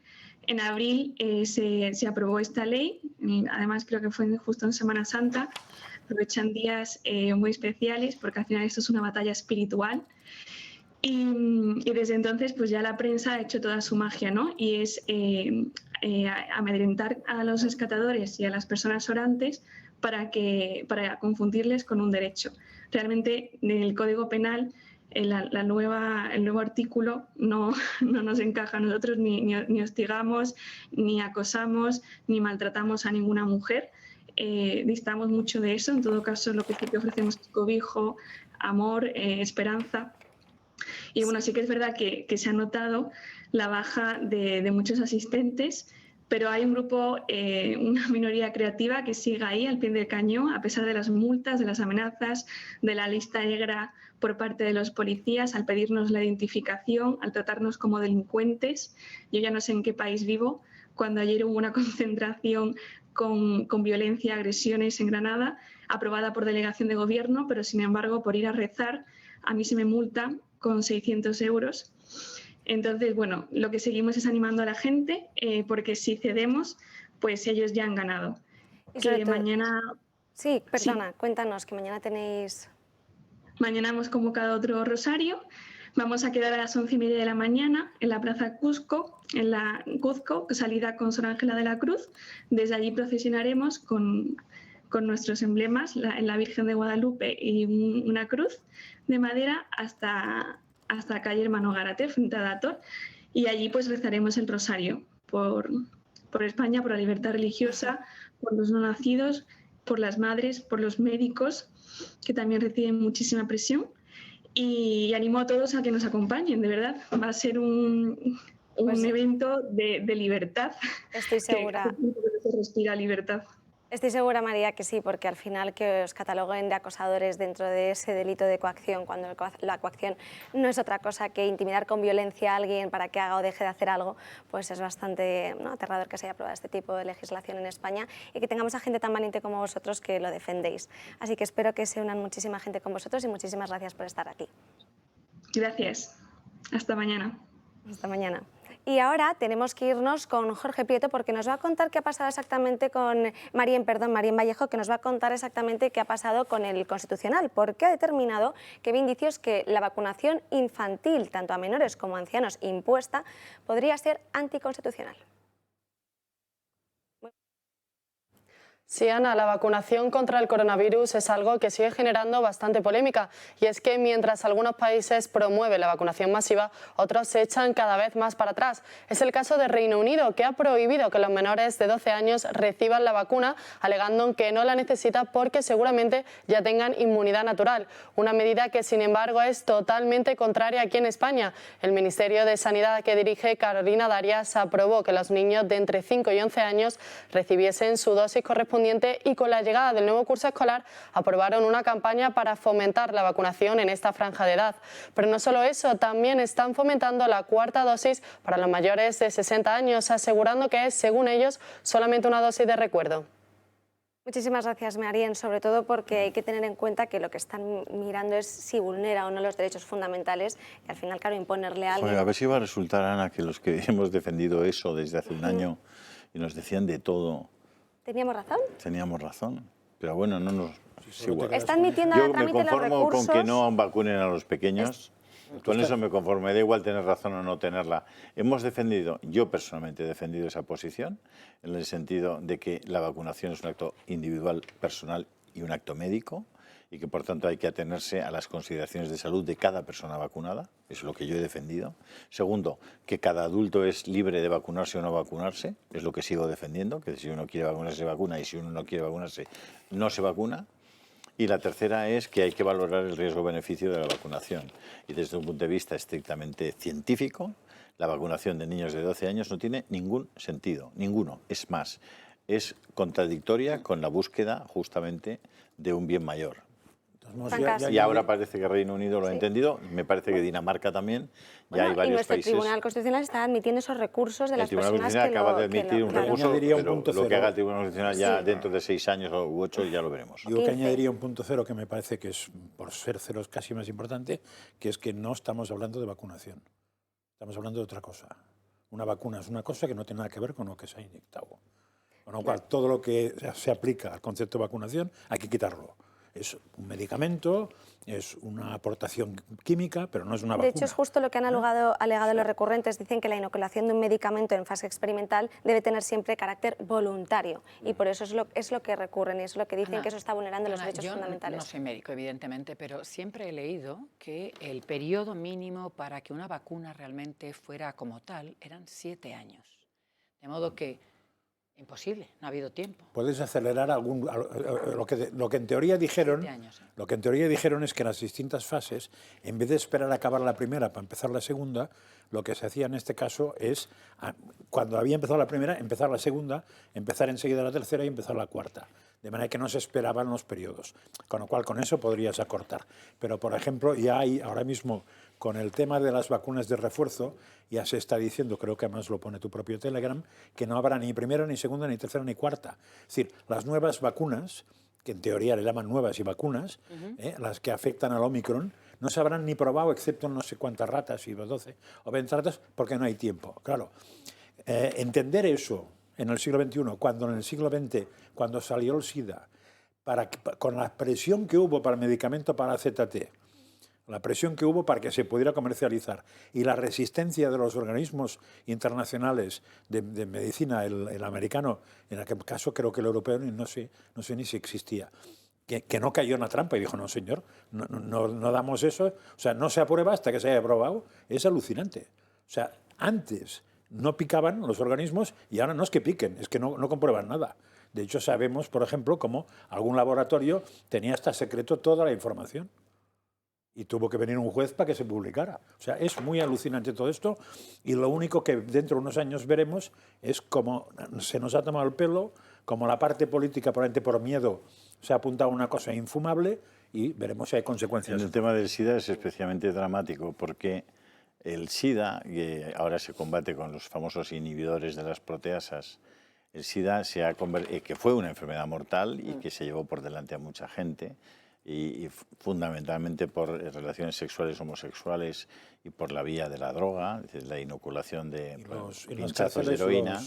Pinchazos de heroína. Tatuajes en la cárcel, ¿eh? Sí, pero fundamentalmente las causas de la muerte, yo estaba en ese momento, era presidente de la Comisión del SIDA en el Parlamento de Cataluña, eran las relaciones homosexuales y los pinchazos de heroína. Vamos. Sí, la droga. En el SIDA se ha conseguido, es decir, no se puso absolutamente ninguna presión en el tema de la vacuna, ninguna. De hecho, hoy no existe cuando se ha vinculado muchas veces las similitudes del virus del SIDA con el virus SARS-CoV-2, ¿no? No se ha hecho ninguna presión en conseguir que hubiera una vacuna, a pesar de que la mortalidad fue brutal y los efectos secundarios con los sarcomas de Kaposis, con todo lo que conllevaba el SIDA fue tremendo. No hay una vacuna, 50, 40 años después, no hay vacunas en el SIDA. Pero sí hay una medicación que a la Seguridad Social, cada paciente de SIDA en España le cuesta entre 10.000 y 12.000 euros al año. Es decir, unos 1.000 y pico euros mensuales, lo que cuesta cada paciente, teniendo en cuenta que hay unas 300.000 personas con una enfermedad que ahora es crónica, y que en la mayor parte de los casos la has adquirido por practicar una conducta que estaba desaconsejada por los propios médicos. Te decían, oiga, no practique usted esto porque puede coger el SIDA. Bueno, no lo practique de esa manera porque puede coger el SIDA. ¿Qué han hecho las farmacéuticas? Pues forrarse con los tratamientos para una enfermedad crónica que te mantiene al enfermo vivo pues un montón de años. Hasta que te mueres. Hasta que te mueres y eso sí, te gastas un pastón. ¿Sabes cuántos enfermos de SIDA hubo en el año 21 nuevos? No. ¿En el mundo? 1,5 millones. Pues está mal, ¿eh? A 12.000 al año. No está mal, ¿eh? José Manuel, querías intervenir. No, yo, el único que no se mete conmigo es José cuando habla de las pochas. Yo no me he metido contigo ahora, pero estoy en desacuerdo. Eso sí. Yo no sé media palabra de estas cosas y yo me fío de los expertos y de la ciencia, que también se equivocan. Hubo siglos que se sostuvieron que el Sol giraba alrededor de la Tierra y no al revés. Yo creo que es verdad que el derecho a no vacunarse, de acuerdo, pero la comunidad también tiene que proteger protegerse. Usted, si no quiere vacunarse, no socialice, no salga usted de su casa. Y como nota personal, yo estoy vacunado de las 3 y mis nietos también se vacunaron, lo cual a mí me dio una enorme tranquilidad. Y tengo nietos de 5, de 4, de 2 y una en camino. O sea que en esto estoy sirviendo a la patria, o mis hijos están sirviendo a la patria. Cada uno dentro de su libertad Sí, pero entonces usted no socialice, porque si tienen razón los científicos, si tienen razón, usted me puede contagiar y lo que no tiene es derecho a contagiarme. Ahí, José Manuel, ahí te falta información. Perdóname. Seguro, estoy seguro. Te lo digo por lo siguiente. Por eso lo tienes que saber. Es decir, si algo no hace la vacuna, es que evitar que el vacunado transmita la enfermedad. O sea, los vacunados transmiten la enfermedad exactamente igual que los no vacunados. Cosa que se ha dicho desde el Cosa que principio. dicen todos los científicos, incluidos los de Pfizer. O sea, por ahí no. Por decir, el tema social, olvídate. Si tú crees que la vacuna te es útil a ti o a tus nietos, respeto absoluto y me parece fenomenal. Pero el otro argumento de decir que no estás pueden protegiendo... la vacuna. No, búscalo. Bueno, de acuerdo, ¿no? Oye, sí. Absolutamente. Esto lo reconoce la OMS, vamos. A pesar de Soros. A pesar de Soros, que es y de Bill Gates, que son los que la pagan. Pues a pesar de eso han tenido que reconocer que la vacuna no protege de la transmisión. Si es así. Es así. Te lo aseguro. Me alegro.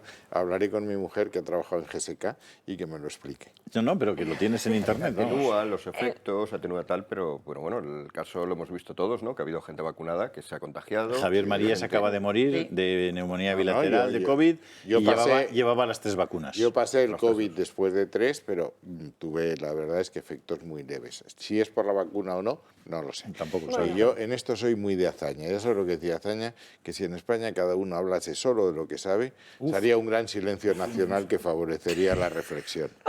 Bueno, con esta reflexión nos vamos a tener que ir porque nos hemos quedado...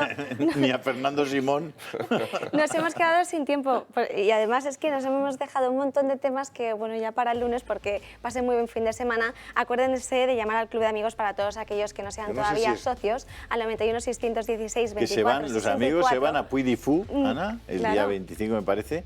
Tienen un montón de actividades este mes ya fantásticas. Es que no se lo pueden perder.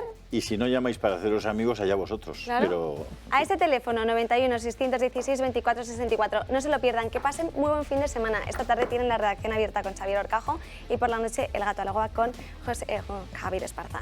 Que pasen muy buen fin de semana y nos vemos el lunes a las 12, como siempre en Dando Caña. Nos vemos el lunes, si Dios quiere. Si Dios quiere. Si Dios quiere.